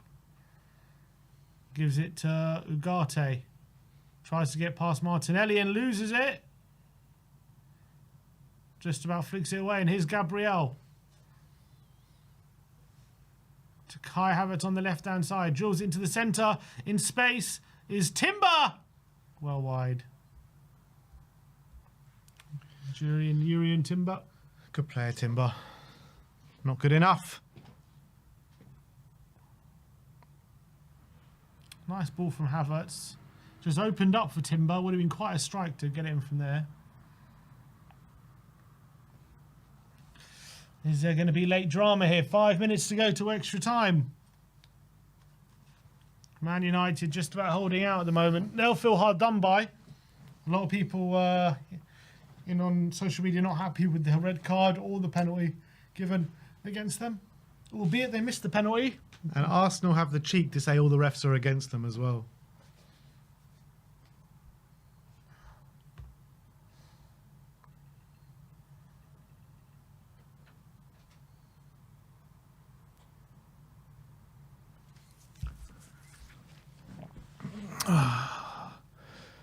All right. Here is Jorginho. Sorry, it's Declan Rice striding forward into Martinelli on the left-hand side. He cuts inside to Jorginho in behind and Rice in the box now. Declan Rice! Oh my God, it's across the face of goal. How has that not gone in? How has that not gone in? I think Bayinda makes a save here. Jorginho in behind. Declan Rice. Oh, I tell you what, that is on target. It's a brilliant save from the keeper. This keeper has been incredible. He really has been incredible, this keeper. Now Odegaard To the back post, and Xerxes clears. Timber. Oh, he's giving it away, and here's Bruno. To Come on. Xerxes, and maybe Come a on. counter for Man Come United. on. Xerxes striking Come on, forward. Xerxes. 3 minutes to go. Ahmad. On the back. He plays it Round the back. Diallo. Oh! And offside. He's offside. Xerxes puts it wide anyway. I thought it was offside. How did Xerxes not even finish that?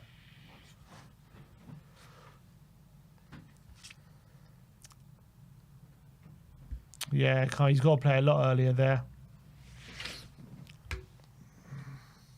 Oh, Rice to Odegaard. Odegaard, in behind to Sterling on the right-hand side. Sterling crosses it to the back post and it's gone out for a corner.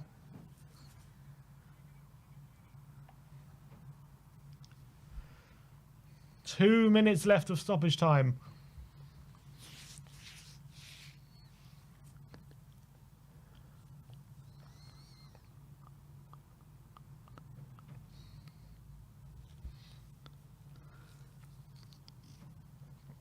Orde Est Facere says, love how this has turned into an Arsenal hate-along. Absolutely. Come on, FA Cup time.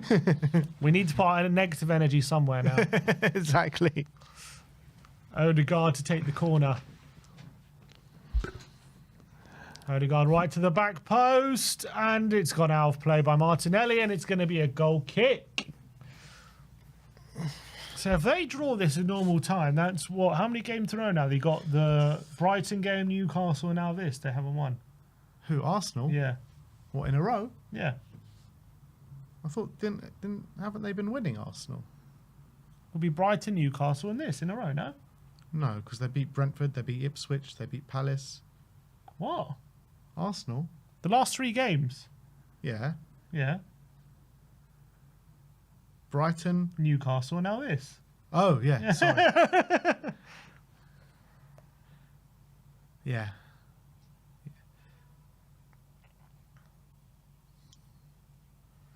Oh! 30 seconds left. Raya rushed into a clearance, but they've got it clear, and Havertz into Odegaard. He looks for Sterling, and it's not found anyone. I was thinking, yeah, what the hell?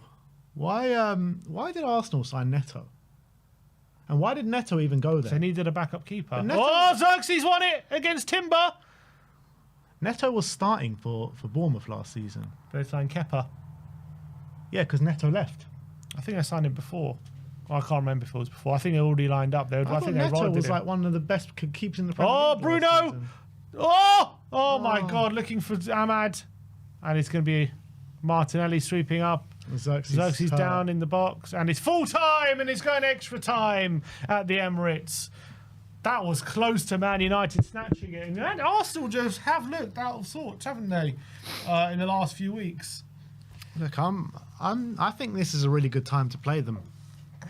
No matter injury crisis, this or that, it's like they've got no strikers, we've got no defenders. It's going to be like such an interesting game. So we're going extra time here, so we're going to have to wait another half an hour until we get to see who we get in the draw. And the thing is, right, this Arsenal team that started is going to be very similar to the Arsenal team that starts against us on Wednesday. Yeah. The difference with us is like we had to have players that come on, so they don't have 120 minutes in their legs. A lot of Arsenal players are going to have 120 minutes in their legs coming into the North London derby. The only thing is, Rice didn't start. Who else is on the bench for them?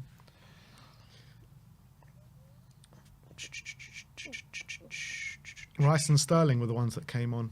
So Sterling's going to start because Jesus. Partey didn't play. Trossard.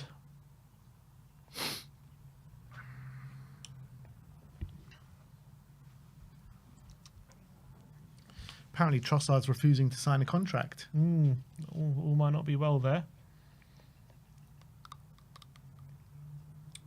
Well, they probably, they have to say, Havertz's misses were definitely costly in this game. Yeah. Unbelievable. So let's see these. Oh, so this was the goal. One if they were showing the red. Class from the Garnacho. presses there. The presses there, Sammy. Was there? What a finish from Bruno. Bobbling ball as well. Look at that finish. Unbelievable.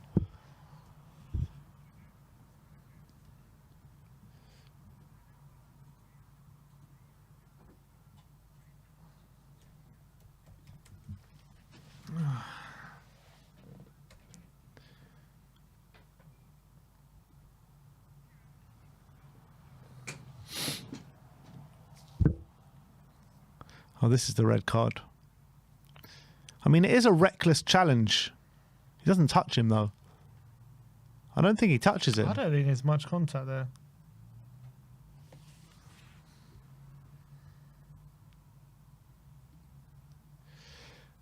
Dark Sun G with the super chat says, so far we are lucky the Gooners playing 120 minutes and injured. It's true. Definitely.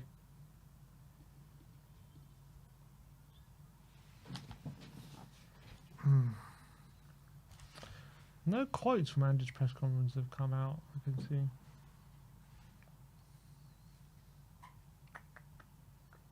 Maybe we can play on stream.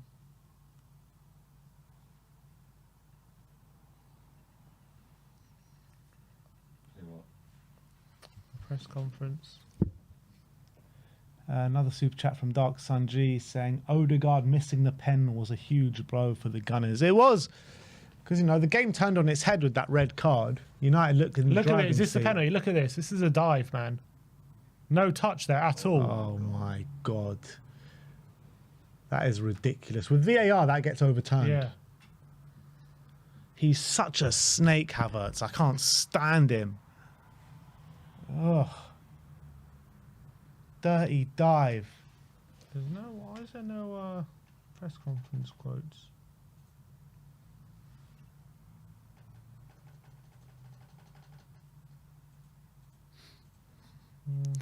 All right. What he said in his presser. The players are about to come out for the extra time. We've got half an hour of football left to play.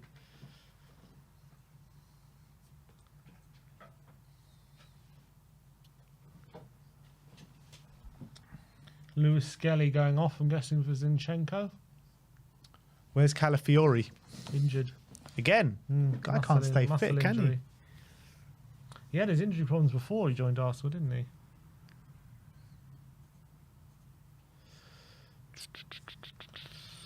Dark Sun G with another super chat says, this ref loves Gooners. What a disgrace. Yeah, shocking decisions. I can understand why they're not happy.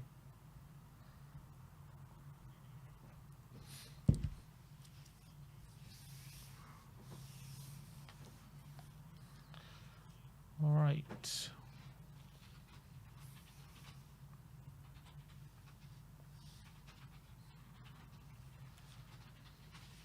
All right, here we go. Malacia for Ugarte. So what formation are they playing now? What, Malacia centre mid? No, they're going to move Collier inside, I'm guessing. And Malacia wing back.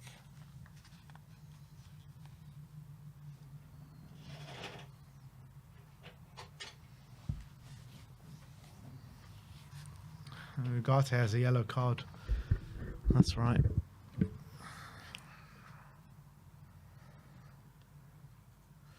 All right, here we go. Can Man United do it at the Emirates with 10 men? Well, look how they're lining up, United. They're going to go for it straight away. Bayinder's going to go long. Oh, that's not a good poor. kick. Alessandro Martinez is going to go for an up and under.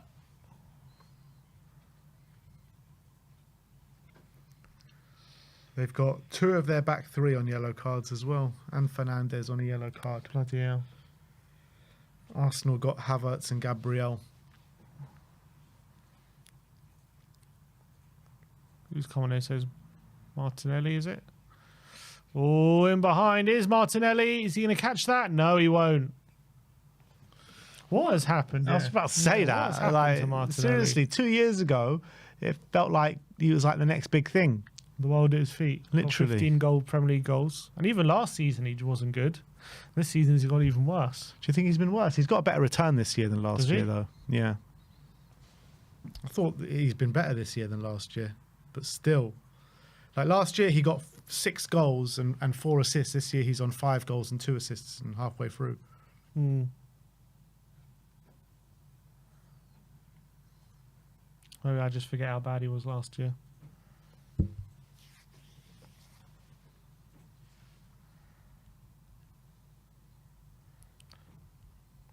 Here is Rice. I think the way they play doesn't now compared to 2 years ago, where they were going at 100 miles an hour, probably doesn't suit Martinelli as much. This much more controlled style. Yeah. I think he took advantage of the chaos a lot more. Yeah.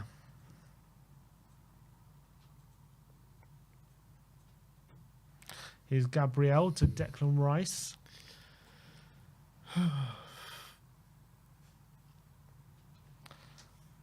Remember, the draw will be after extra time, and maybe if it goes to pens, after pens, whenever this game finishes. Will Man United hold out for the next half an hour? Jorginho in behind, and here's Havertz, and Bayinda gets there first. Come on, United. Need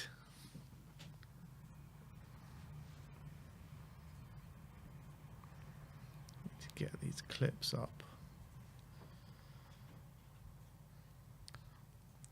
Dark Sun G says, we're lucky Spence and Kinski are hitting form before the NLD. Kinsey is going to be big in the NLD. I think Kinski's going to have a big part to play in the NLD, 100%. Genuine question, because we were just like trolling after the thing. Maybe we weren't, but like, is Vicario going to get back into this team? Honestly, I think I've probably seen enough to say Kinski's better than him on the ball already. But it's whether he. I do still think from what I've seen, I still think Vicario might be better with his shot stopping and handling. But is the gap that big? Yeah, I don't know. I haven't seen enough of Kinski on that sense. Like, I just feel like what Kinski offers is just like head and shoulders above what Vicario offers in terms of our gameplay. Yeah, it's hard to disagree with that. Look, if he keeps it up, he's got another 5-6 games probably before Vicario declares himself fit. Well, it's jokes though, like Vicario. Yeah, straight away. He's right. It's in the box. Good block by De Ligt. And now Bruno looking for Ahmad. Gabriel foul by Xerxes, free kick.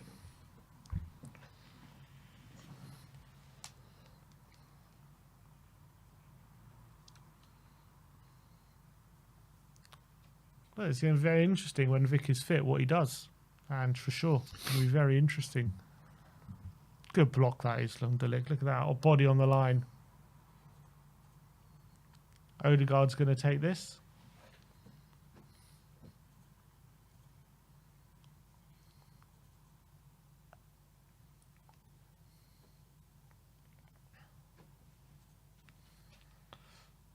Odegaard to the back post and a header into the arms of Bayindir. Yeah, it's a good point from John. Kinski coming and connecting crosses so calm and collected. That was something that was good and really nice to see today. Because he didn't have too many saves to make, but those, the chances where Tamworth were putting us under pressure, he was just there to relieve that pressure every time.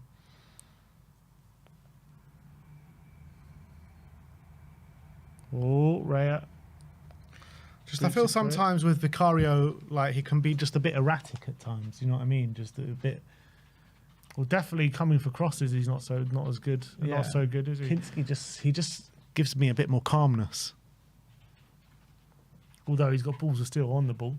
There was a point today, you're like, oh my God, what's he doing? And he just calmly gets it, That's what I'm saying, calmness, though.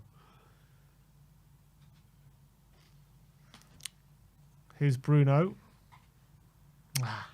I'll play. Dark Sun G says it's a good headache though for Ange to have between Vic and Kinski. It is a good headache. It's better than relying on Forster or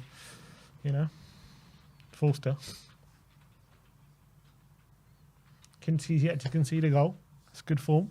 Yeah. Will he get a clean sheet at the Emirates, though? Oh, God. If he gets a clean sheet at the Emirates and has, like, a top display, that's it.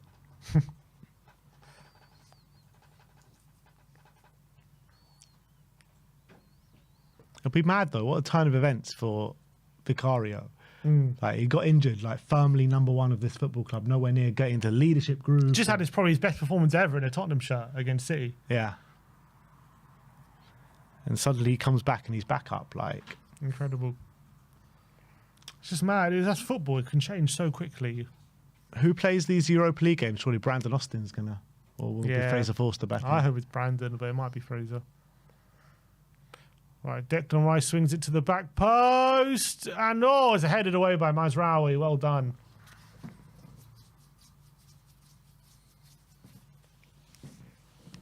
Another corner. Good.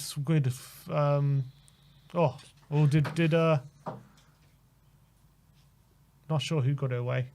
Was it not Barandir? I thought Mazraoui got a head on it, but here's Odegaard. Odegaard's corner. Near post. Odegaard's not that good of a corner taker, is he? Ahmad chasing down Declan Rice. Odegaard's been crap since he's been back from injury. He had a few initial good games. Yeah, against Chelsea, I remember he was really good. And then since then, it's just not been great. And to be fair, before his injury, he was not great. Mm. And last season as well, I mean, he was good, but wasn't as good as the season before, I don't think. Yeah. It's true. Here's Sterling. Jorginho. Havertz. Oh, that's a goal kick, is it? Yeah, goal kick.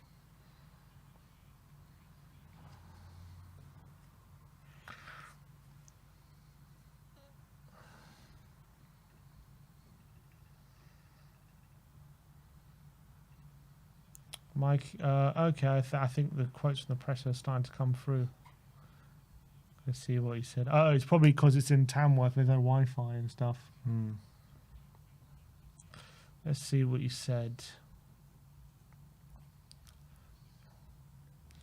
Are you pleased with the way your team stuck at the game? First, credit to Tamworth. I thought they gave everything and are really going to counter themselves. We knew it'd be a challenging afternoon for us with the surface making it really difficult for us to play in the manner we wanted to. It is really easy to get frustrated on days like this, but the lads kept their heads and calm, persisted, and eventually overpowered them. Well, it was definitely easy to get frustrated. I think all Tottenham fans were. Did you relish the occasion? Why wouldn't you? It's the beauty of the tournament. I'm sure all Tamworth will remember that day, as they should, because their team played really well. We'll remember it too, because it's a unique experience for us in terms of the kind of challenge we had today. I enjoyed it, and it was a good day. No replay for Tamworth. What do you make of the loss of tradition? I get the sentiment, but at the same time, I've been banging on about less games, so it's a balancing act. The way the calendar is at the moment, it would be impossible for us to fit in another game. We're already struggling to fit all of them in. I understand the sentiment around it and certainly believe in the competition and what does offer every part of the football pyramid. And I think it should be protected. I want to say Arsenal going forward. Martinelli's cross. Oh, Martinez up in the air, and Colander can get it away. Is there a frustration at some players having to play 2 hours of football with Arsenal midweek? No, the main thing is that we've got the job done and got through, whether it's 90 or whatever it was. Would have preferred to have finished off earlier, but at the end of the day, we got through to the next round, and that's the main thing. Were you tempted to bring the cavalry on sooner? No, I thought we controlled the game and had some good opportunities. We should have finished. I thought the keeper made some really important saves for them. I thought we were going okay. There are a couple of players like Mike who probably played more than I wanted him to today, but he actually grew into the game, was having a good spell when I took him off, but he hasn't played in 2 months. The rest of the boys, I think, felt comfortable playing as much as they did. Kinski didn't have much to do, but dealt with... Oh, here we go, Arsenal Havertz! Oh my God! What a save, defensive save that was by De Ligt, I think. Trossard, who's just come on. Unbelievable from De Ligt. Across the face of goal from Havertz, and De Ligt, just an unbelievable challenge. Havertz onside there. Oh, that's incredible. Oh, well done, De Ligt. United's defenders have been incredible today. Oh, Partey's on, is he? Yeah, he came on for Timber. They're booing him with every touch. Collier, free kick. So he said on Kinski, he was asked, he didn't have much to do but dealt with set pieces. That will help him grow going into Wednesday. He says, yeah, it was a good challenge for him. That's one of the unique things about Tamworth, because every time they get into your half, the ball goes into the box, whether it's a throw-in or a free kick. That's where it ends up. You have to defend your box. It doesn't matter how well you tried to keep them away with a throw-in and from the halfway line. I thought Tony, all the lads handled it well.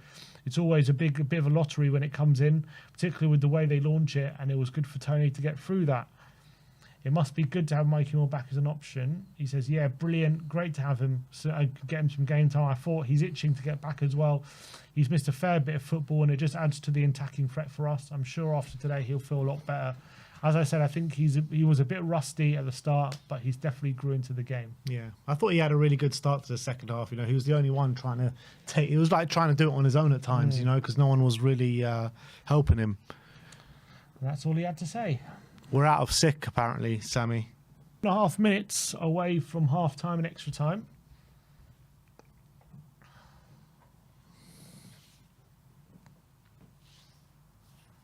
Sterling on the right-hand side into Jorginho and into Odegaard on the edge of the area, lays off. And a shot from Trossard over the bar.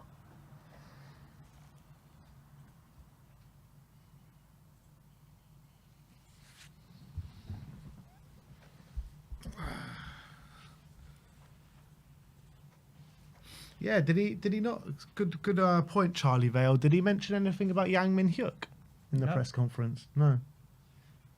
Don't think he was asked about it. We should take Kyle Walker back. Would I take him? Would I take Kyle Walker back? I'd take him back on loan. Fuck it, why not?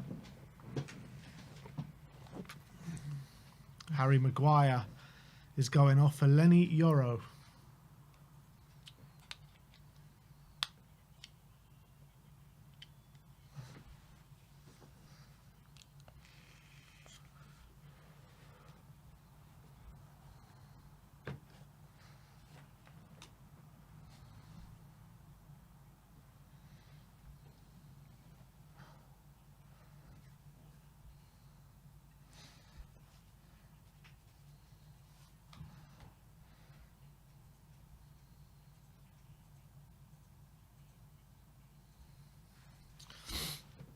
All right, minute to go till the end of the first half. There's Binder with the goal kick.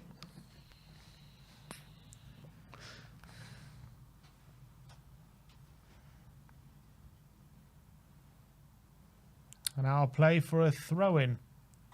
This has been quite different to the game of the Emirates in the league that was a few weeks ago, isn't it?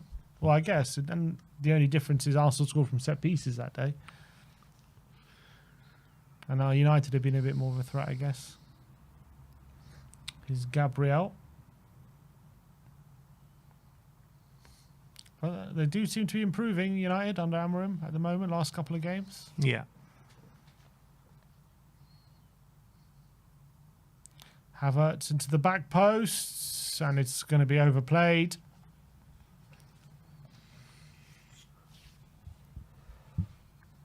Poor from Havertz.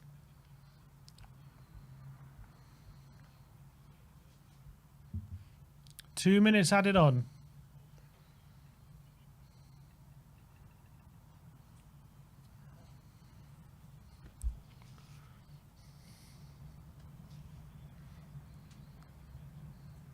I think it's going penalties. Who'd you back on penalties? He's already saved one by him, dear. Yeah, But I'm Ray is very good at penalties. I'm backing United on penalties, even though Arsenal will probably do it. Ray is very good at penalties. Yeah. Well, clearly Bayern's pretty good at them as well. I wonder if that psychologically, the fact that he saved one already.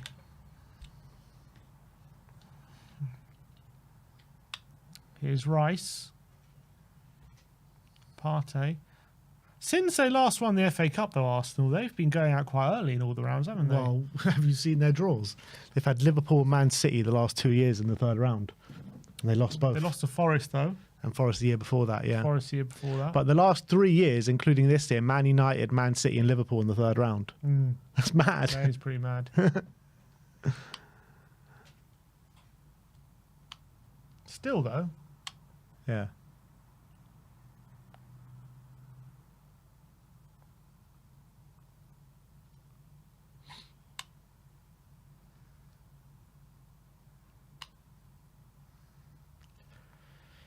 Here's Sterling on the right-hand side.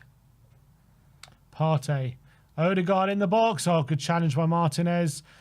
And De Ligt can get it away. United holding strong at the moment. Saliba to Partey. Sterling. 10 seconds of the half left. Jorginho. Over the top. Timber. Not Timber. Partey. Odegaard. To Gabriel. To Partey. Clips it in. And Rice is in there. And it's into the arms of Bayindir. Just about. Havertz was inches away. And it is half time in the first half of extra time. Isn't it? I thought I heard the whistle. Maybe not yet. This goalkeeper is a bit of a hero today, isn't he? Another Rice header. Oh, he's inches away from that.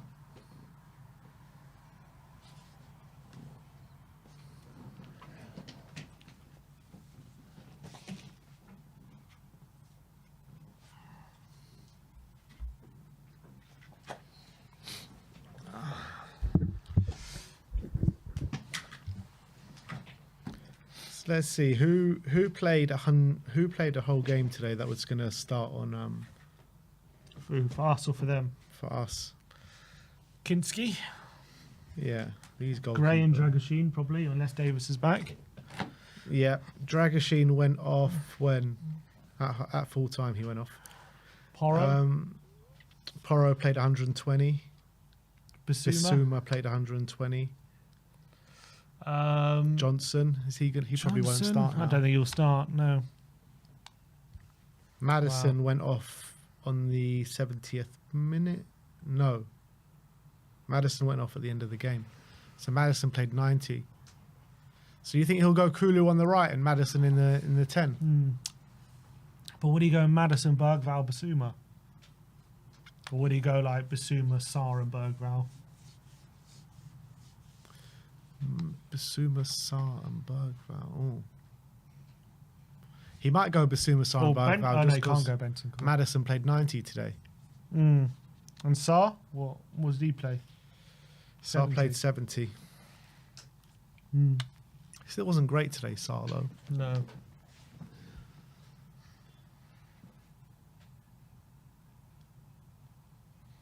I think we should go attacking, going as attacking as possible. They got no attack. He tired him.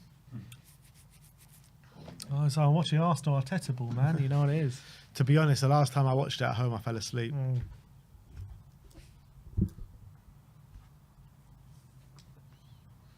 All right, we are about to get back underway. Draw at the conclusion of this match, remember, so stay tuned and we'll go through the draw. United getting back in position.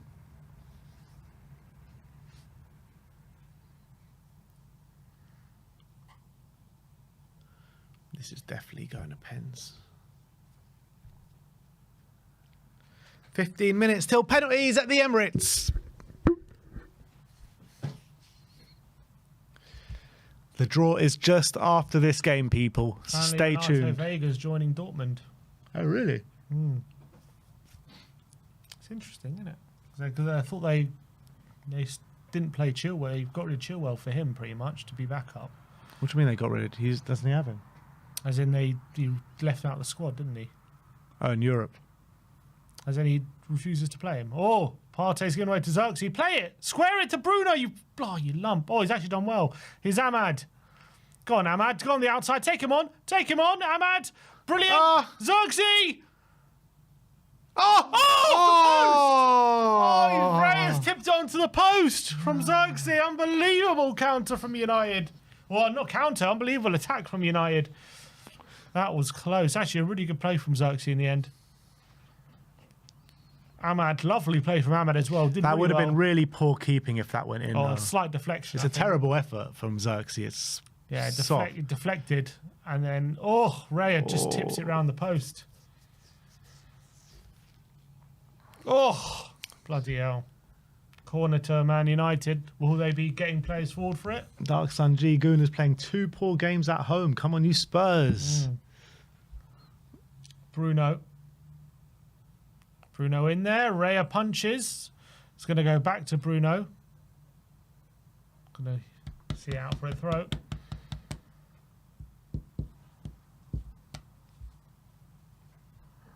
Kevin says that was Timo Werner-esque.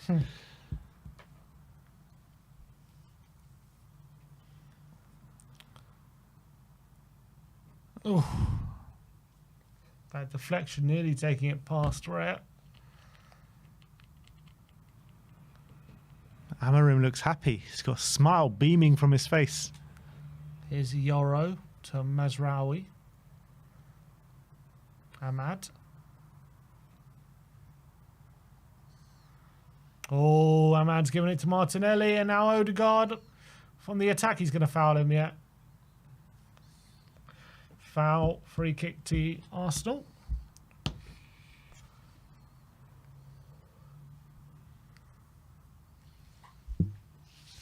Gabriel.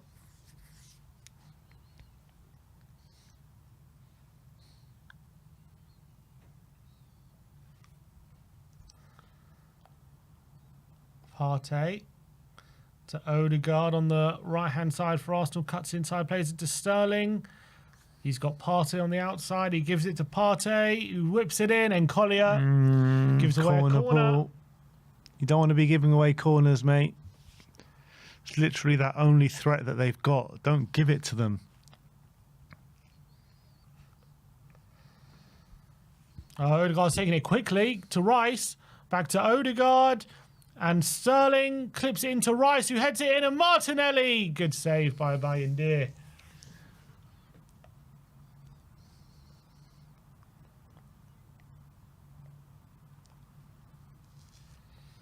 Mixed it up there, Arsenal. Didn't quite... Well, it created an opening, I guess. Bayindir. Towards Xerxes. Go on, challenge for it. Gabriel Saliba just gets away, but Collier to Ahmad. Oh, he's given a free kick against Xerxes.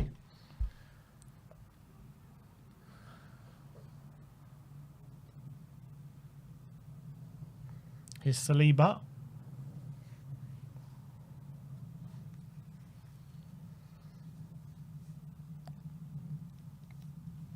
Odegaard back to Saliba. Gabriel. Every player in the United half at the moment. Jorginho. Sterling. Runs looking to attack the space. Collier tries to get back. Odegaard with a brilliant scoop pass, and Sterling, and Bruno clears, and he's offside. All right, 10 minutes to go.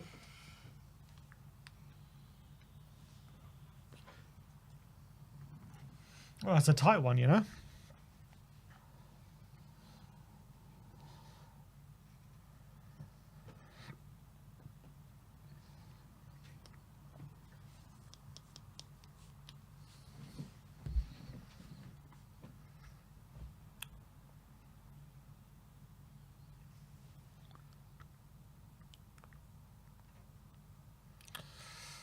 Saliba beats Xerxes to it, headed on by Havertz, and De Ligt to Martinez, who overhead kicks it clearance. Xerxes, nice chest to Bruno, goes over the top to Go on, Ahmad. Ahmad. Ball. Ahmad's getting onto the end of it on the left-hand side. He needs help. Gives it to Bruno. One more. That's it. Collier to Mazraoui. It's a good move for United. Clip to the back post. Ahmad Diallo! Just wide. Bloody hell. Unlucky. Nice counter from United again. Well played. And here come Arsenal now. They need to get it forward quickly. There's a few Arsenal United players out of the question at the moment if they get it forward quickly, but he's slowed it down, and frustration to the Arsenal crowd. Sterling.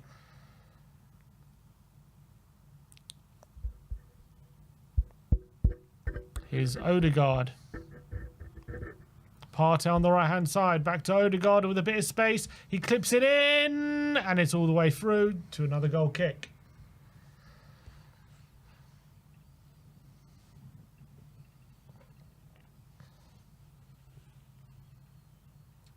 Oh, was Ange's press conference just an interview on the side of the pitch? Yeah. Was it? That's jokes.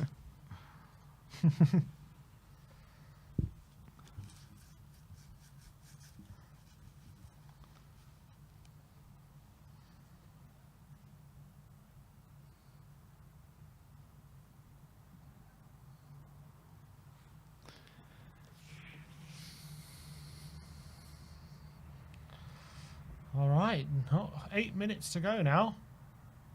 Declan Rice is down, is he? Who is it? No, it's Jorginho. Ugh, who cares about that?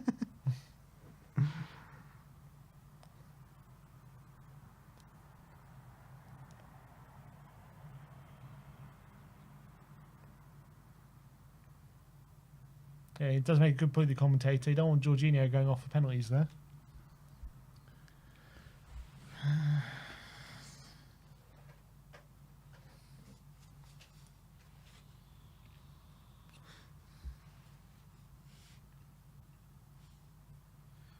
Arsenal are so poor, man.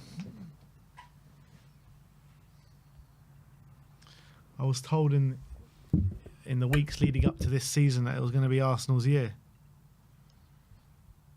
Oh, he's going off. Kieran Tierney coming on. Dropping like flies, these gooners.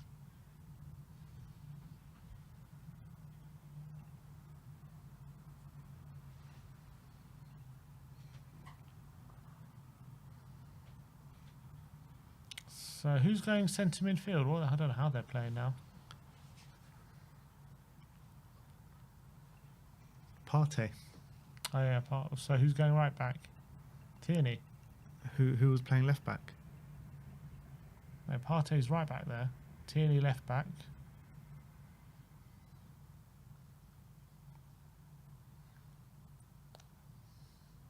Don't know how they're playing. Rice, Odegaard. Oh, Trossard in the 10, is it?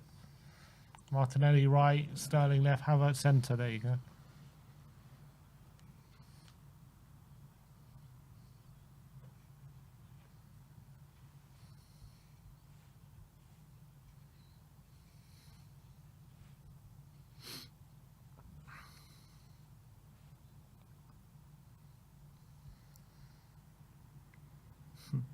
Arsenal got a hard few games coming up.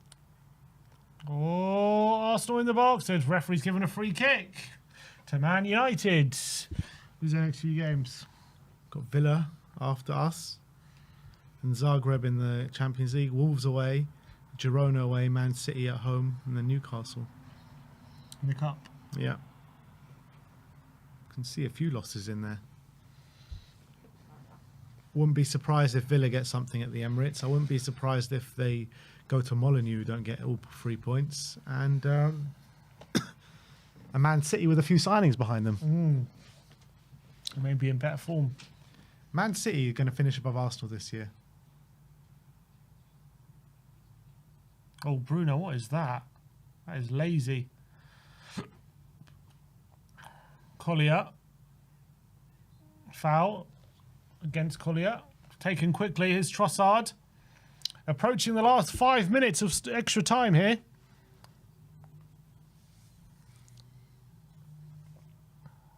Partey. Saliba. Declan Rice. Out wide to Kieran Tierney. Crosses in. It's a good ball. And it's across the face. Oh, he didn't need to do Malacia that. puts it out for a corner. Did not need to do that. Corner in. And it's going to be an Odegaard with an in-swinger. Rice is coming close.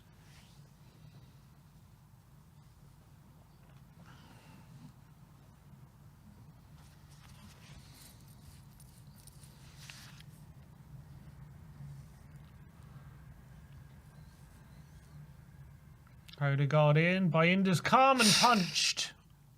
Get that, Ahmad. Ahmad. Oh, he's done well. Oh, He's gonna be out for a unlucky. throw. Unlucky. Throw into Arsenal.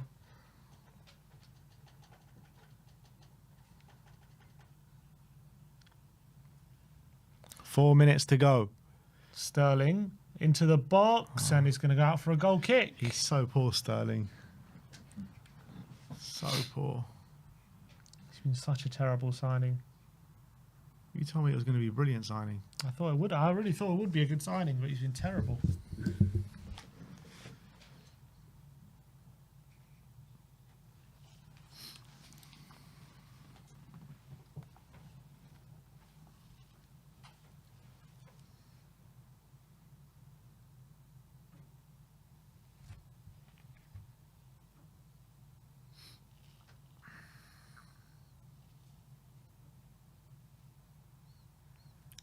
Here's Saliba to David Raya.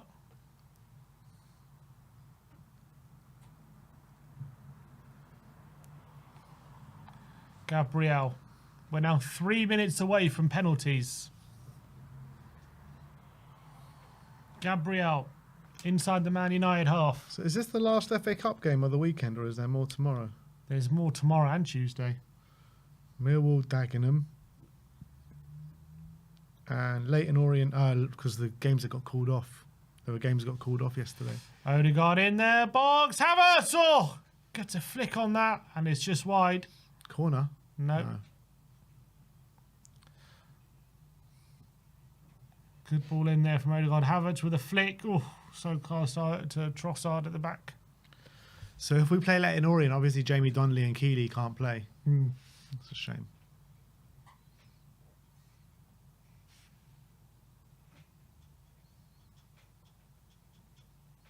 Altay Bayandir, man of the match.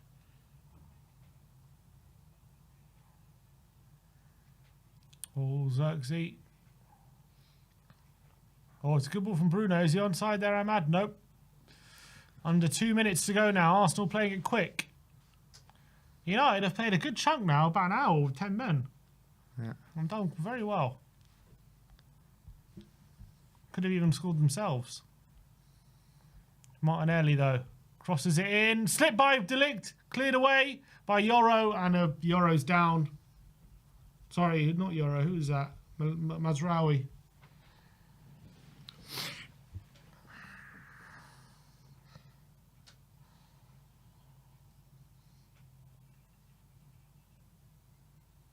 United fans in full voice. But you can hear a pin drop in the Arsenal side. Oh, Havertz is such a scumbag. Last minute of extra time.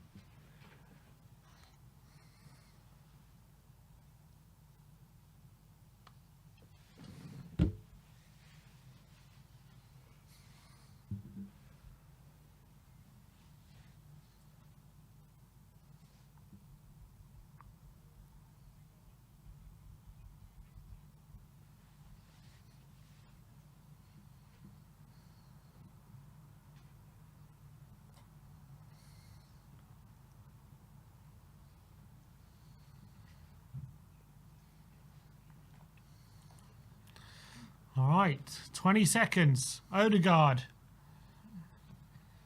Partey. Sterling. Now or never really for Arsenal. Odegaard to Declan Rice.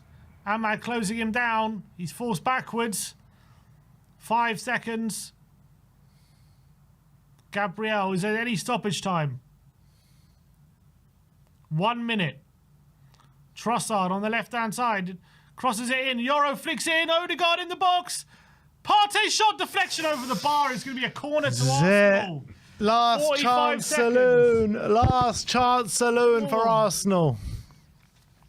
They got to get this corner in, or otherwise it's going to penalties. Odegaard. He's going to take this one. Here we go. Every single player apart from David Raya is in the box.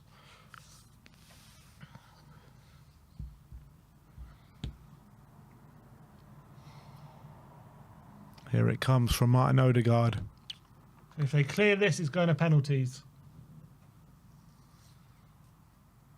Odegaard to the back post. Gabriel's there. Is that how? Oh my God. Cleared. Oh, Rice. Oh, here we Trossard. go. Get out. Get out. Xerxes there. Get out. Clearance. Oh. Still there, though. It's been a minute. Still there, though. It's been a minute, ref. Been over a minute now. He's got to blow. Yeah, but He the has ball, to blow. The ball was out of play. Partey in there, and Ahmad clears, and he blows for full time. And it is penalty shootout here at the Emirates. To penalties we go. Who's your money on, Sim? Who's your money on? I just got a feeling it'll be Arsenal. They'll sneak it through. I think Ray is a very good penalty saver. Bandir, though. Great penalty save today.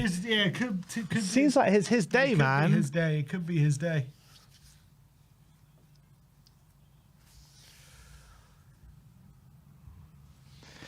All right, we're going to penalties. And then it is the draw for the FA Cup 4th round. It's good for us the longer this goes on. Yeah, absolutely. Good for us. Absolutely. Although you don't waste too much energy in penalties, but maybe mental. Yeah, just the longer it goes on, it's better. It's not a bad thing. No, it's not a bad thing. Who are the 5 pen takers for United, you reckon, and for Arsenal? For United, let me see who's on the pitch.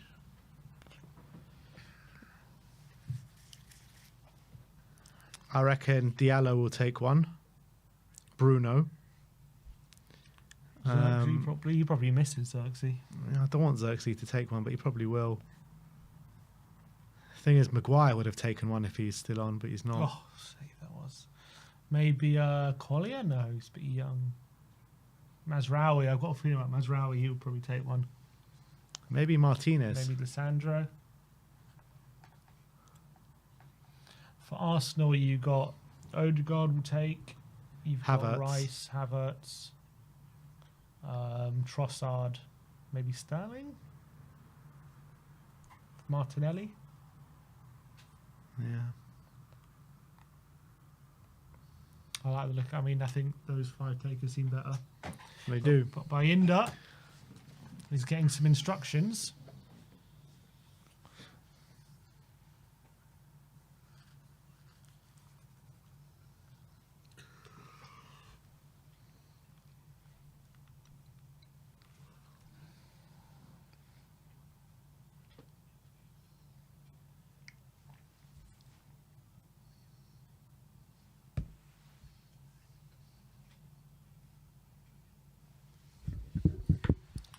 After these penalties, we will be getting the draw for the 4th round. So apologies, you've come here about an hour ago waiting for the draw, but waiting for this game to end. And let's just hope it has a happy ending for all Spurs fans.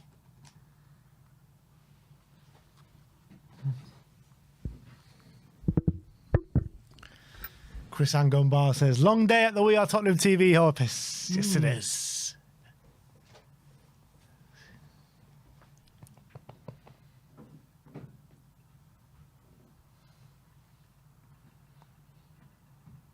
Who has won? Bruno has won the toss, and they're going to take it in front of the Manchester United fans, these penalties, I think. Oh, no. Doing the toss now.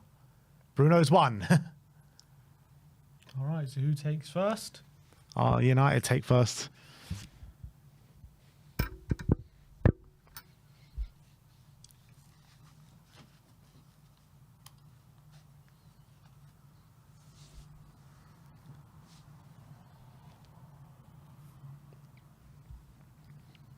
Bruno up first.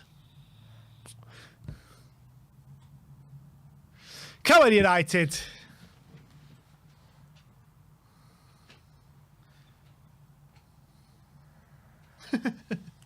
Kevin says we are all United fans right now. Bruno is my captain now. And I wouldn't go that far.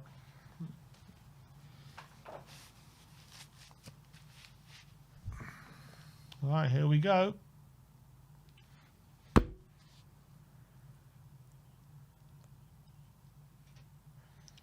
So I think Bruno's going to make the long trek from the halfway line first.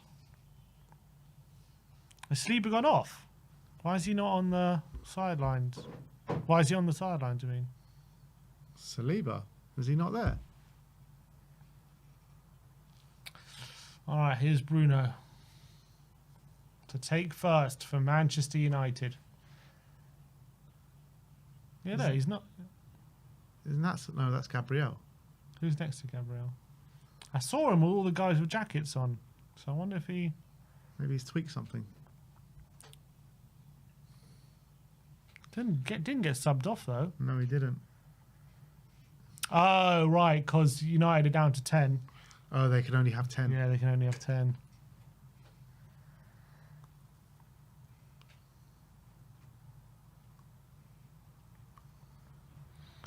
Here we go. Bruno Fernandes against David Raya. First penalty.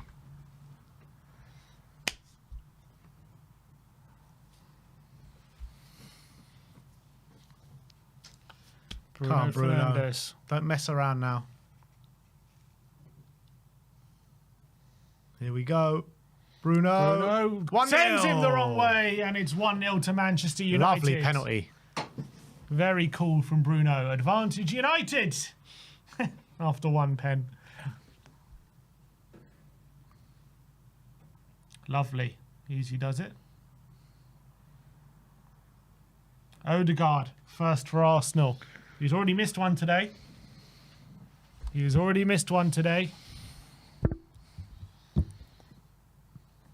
a bit nervy. Captain Fantastic Martin Odegaard. That's already missed the penalty. Is he going to miss 2 and 2? In front of the Manchester United fans against Bayern man of the match performance. And Martin Odegaard, he puts that one away and it's 1-1. Exactly the same side as Bruno, and the keeper went the exact same way as Raya. Odegaard, we must be feeling if I would have just done that in normal time, I wouldn't have to do this. It's a good penalty, that.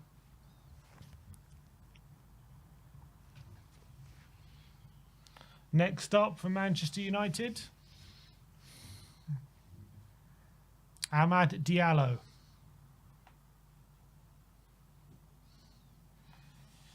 Up against David Raya. Quite a straight run up. There he goes, curved it out. Diallo. Oh, great penalty, Diallo. Come on. Sends Raya the wrong way. It's right into the corner, and it's a great pen. United are 2-1 up here.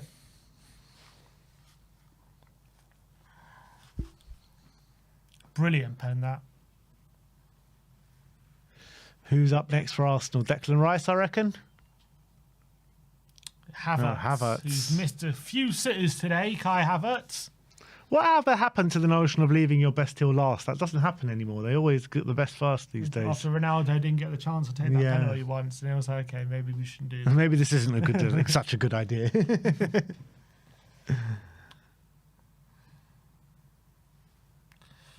Kai Havertz.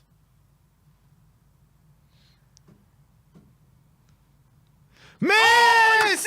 Shit penalty! Havertz has missed! That's what you get for diving! That's what you get for being a shithouse! Get out of here, Kai Havertz! Come on!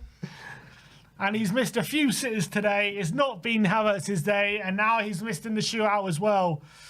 Oh, it's not a good penalty. Brilliant save by Bienda, who saved it the same way. That it's actually a great save, actually. It was a One-handed. great save, Fair yeah. play to Bienda. Brilliant one-handed save. Havertz just didn't look confident, did he, striding up to that? He did not look confident. And it's 2-1 to Man United. They have the advantage 60 here. million down the drain. Yoro. He screws it up again. Sangana, waka waka, 60 million down the drain. He fucks it up again. Here's Lenny Yoro. Come on, Yoro. 18 years of age. What a big moment for Yoro. Oh, Lenny Yoro. And it's 3-1 to Manchester United here. Into the side netting. Waka waka, 60 million down the drain. He fucks it up again. Come on. Come on. Brilliant penalty from Lenny Yoro. Just into the side netting. Keeper the wrong way. I think Ray's gone the wrong way every time. hasn't Every he? time. It was so much for a great penalty saver. It's Declan Rice now. Rice against Bayindir. He has to score. He looks confident. He looks confident he's going to score. Is it overconfidence? We'll see. This is going blazing over the bar.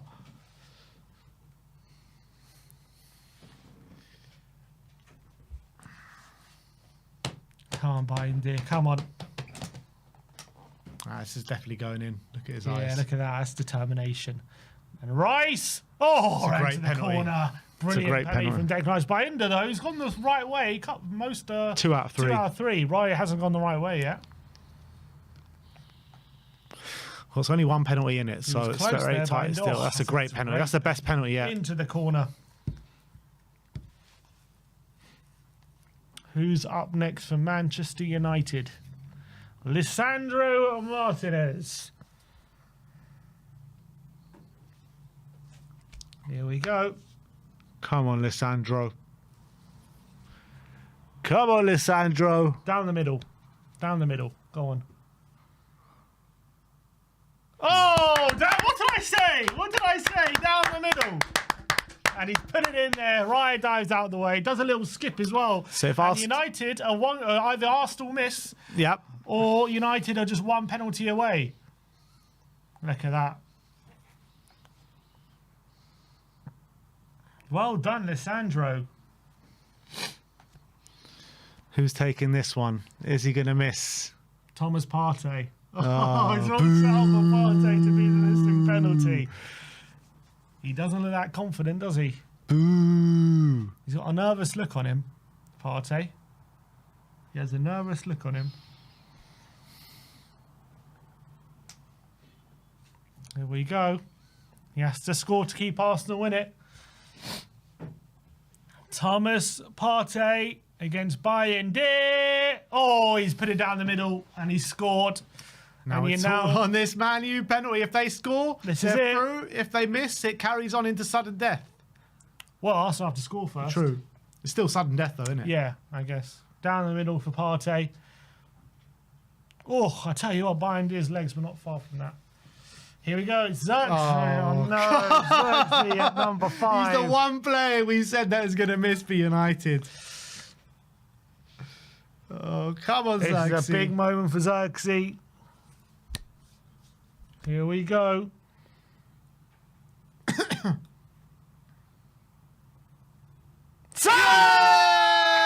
He waves goodbye to the Arsenal fans. It's 5-3 to Man United, and they are through on penalties. Arsenal are out in the third round of the FA Cup. United, playing over an hour with 10 men, have found their way through on penalties. Crying, Arteta. Stop crying, Arteta. Come on, boys. Come on. Let's go, United. Well done, boys. Well done. That's another trophy down the drain for Mikel Arteta. Exactly. Come It's on. pretty much all domestic football out of the window for United, for Arsenal. Absolutely fantastic. Terrible, terrible defeat. United at home. And they've played their full team. And they got the North London derby on Wednesday. Fantastic stuff. But today belongs to Bayindir. Brilliant, brilliant day for him. Unbelievable. They scored all 5 pens, didn't they? Yeah. Oh, United. All Yeah. 5 pens. That one miss from Kai Havertz proving Raya went the wrong costly. way every time. Raya went the wrong way every time, yeah. Didn't go the right way at once. Told you, today is Bayindir's day. I don't think... I tell you something. I don't think Arsenal have won once wearing that kit. I don't think they've won. I think they've lost every time they win it. They wore played. it. They played Man City in the 4th round of the FA Cup, so maybe in the 3rd round that year they wore it. They lost to it in Forest with Forest. They lost to it against Liverpool. They lost to it today. But I'm saying that year that they lost to Man City, who did they beat in the 3rd round? I don't know. Arsenal, what, last year? Last year, yeah. No, last year they played Liverpool. It was the year before. 22-23.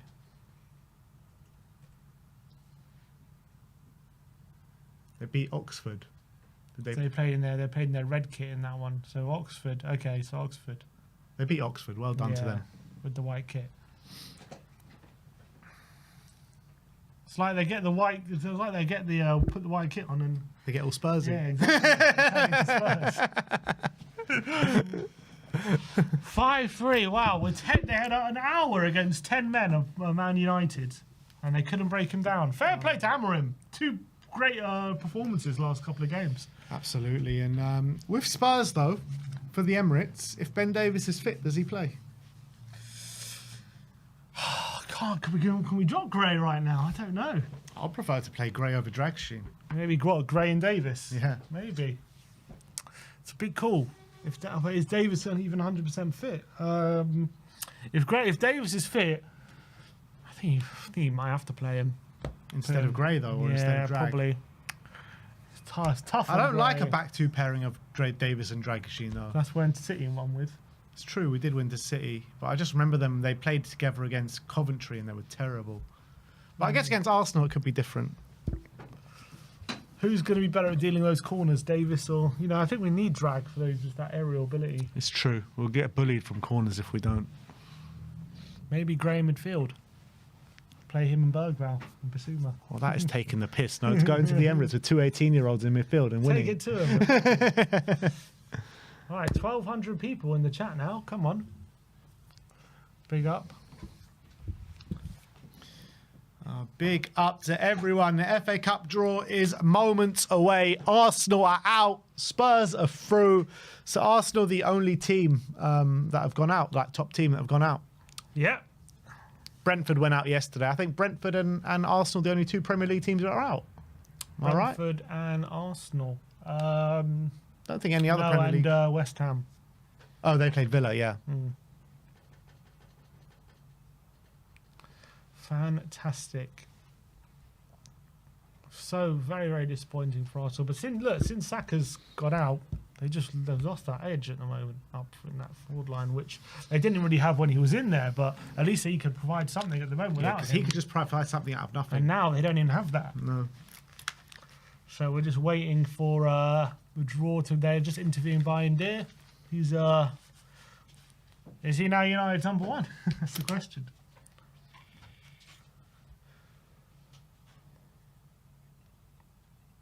Everyone was clowning on him after the Spurs game. Oh, he was terrible. Yeah.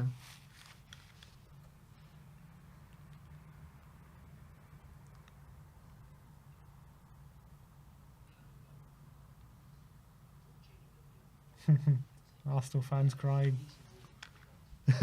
Look at Cecil.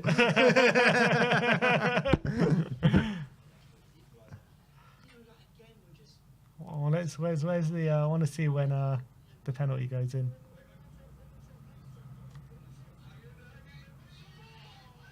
Or is that one of the penalties?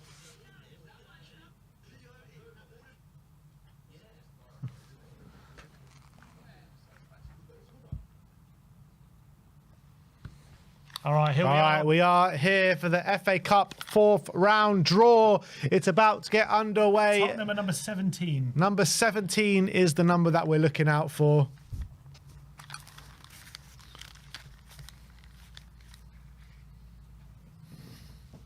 Martin Keown and Mark Schwarzer are doing the draw. Martin Keown is fuming. Yeah, he is not happy. He was expecting Arsenal to be in this draw.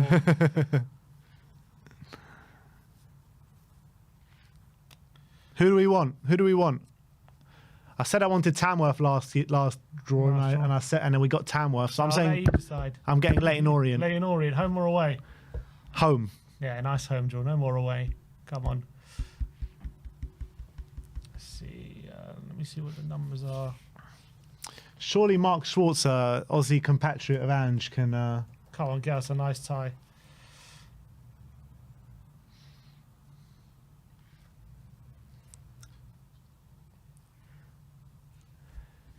Come on, do they really need to, why is Martin so angry? Arsenal, he's so angry because he's at the Emirates right now where the draw is taking place, and Arsenal have just lost on penalties to a 10-man Manchester United. Enough of the chit-chat now. Let's get on with it. Come on, it's been delayed long enough.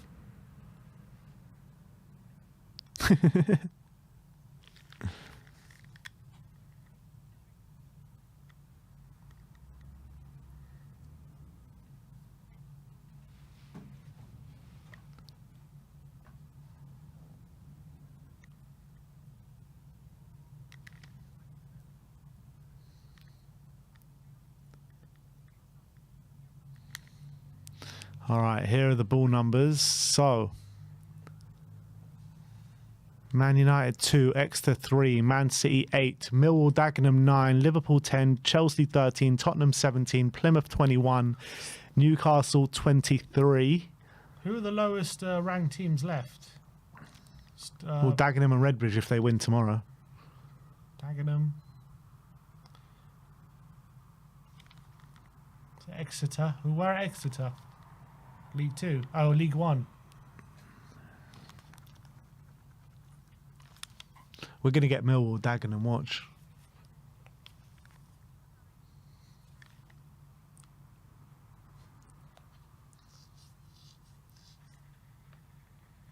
The balls are going into the pot now, into the mixer. Home tie against Leicester, that's what I'm feeling. Any home tie, I don't care who it is. That's what I'm feeling. Home tie against Leicester. All right. Number So here 2, we go, Manchester United, straight first out. Straight out.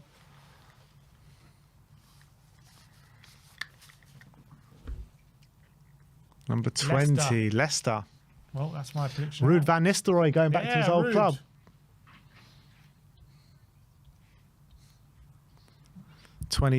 Leeds. Leeds United.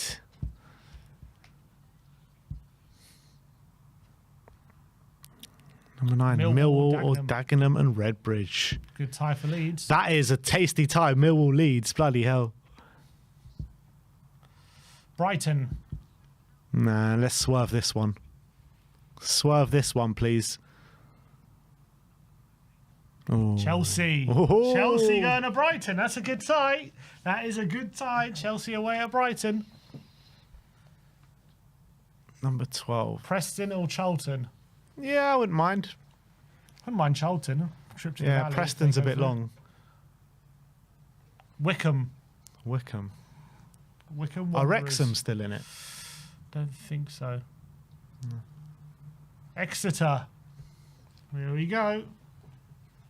Home tie. Steve Perryman Derby, if this is it. No, 28. Nottingham Forest. Exeter home to Forest. 22. Coventry. Coventry. Not again. Another trip to Coventry. Not again. Frank Lampard, the manager this time. Number 30. Ipswich. Ipswich Town. Coventry, Ipswich. Number 14. Blackburn Rovers. No, thank you. No, thank you. Number 11. Wolves. Blackburn So Wolves. Liverpool is That's a still derby, there. No? Is that, no, it's not Derby. No, it's not. 16. Mansfield or Wigan. Wouldn't mind. I mean, they're far away, but Fulham. so who have we got still in it? We've got Palace still in it, Villa still in it, Liverpool still in it, City, Newcastle. 26, Birmingham. I wouldn't mind that. Wouldn't mind Birmingham. Chris Davis. Hmm. That'd be nice. Yeah, I like that. No, it's not Spurs. Newcastle. A lot of Premier League away ties here at the moment. All Yeah. away from home.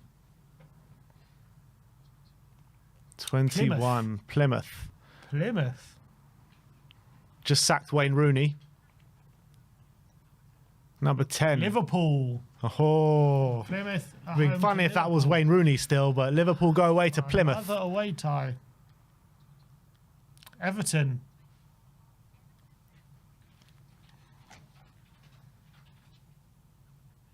Bournemouth. Everton, Bournemouth. That's Another the all first. Premier League That's tie. the first one, isn't it? Yes, actually. Oh no, Man United, Leicester. Villa. Nah. Oh, Man City is still in it as well.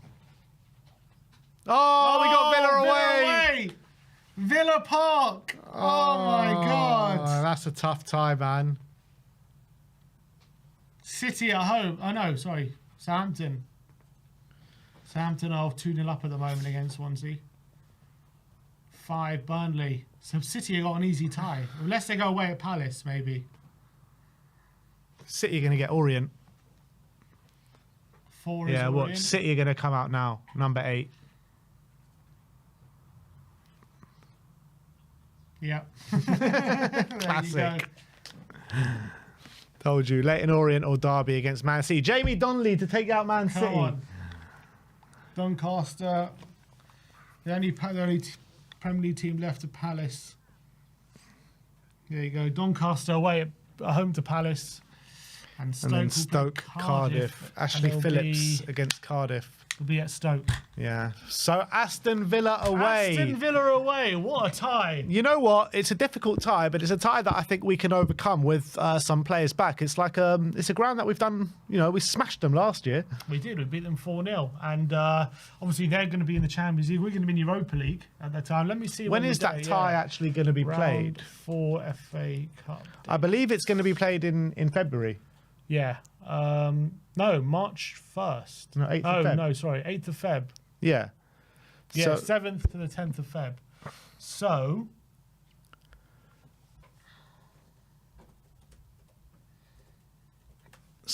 it's just after we play Liverpool and just before we play Manchester United. Bloody hell, that's not good. 8th of Feb, yes, we got Brentford, so Liverpool, we got Liverpool in the Carabao, Yeah. then Villa, and that's a Thursday. Yeah. So we've got Liverpool away on a Thursday, then Villa on the weekend, and then Man United. Big week. Wow. Massive week. Wow, what a 3 games that is. Yeah, I mean, for me, we got to be prioritising those 2 ties, the Liverpool game and the Villa game, and then, whatever's left for Man United is left for Man United. But Villa, I mean, let's see what their fixture list is going to be looking like around that time. Villa fixtures, they're saying they're obviously not in the Carabao. They play Wolves away and then Ipswich at home. They've got a longer break because that's the 2. Yeah, so they've only got, but we've got more games because we're in the Carabao Cup. So we've got that game in midweek, and they don't. Yeah, they've got a rest. So they've got a free week. Not good for us on that sense. But look, we can take Villa. Look, they're a team. They're a team that's very beatable.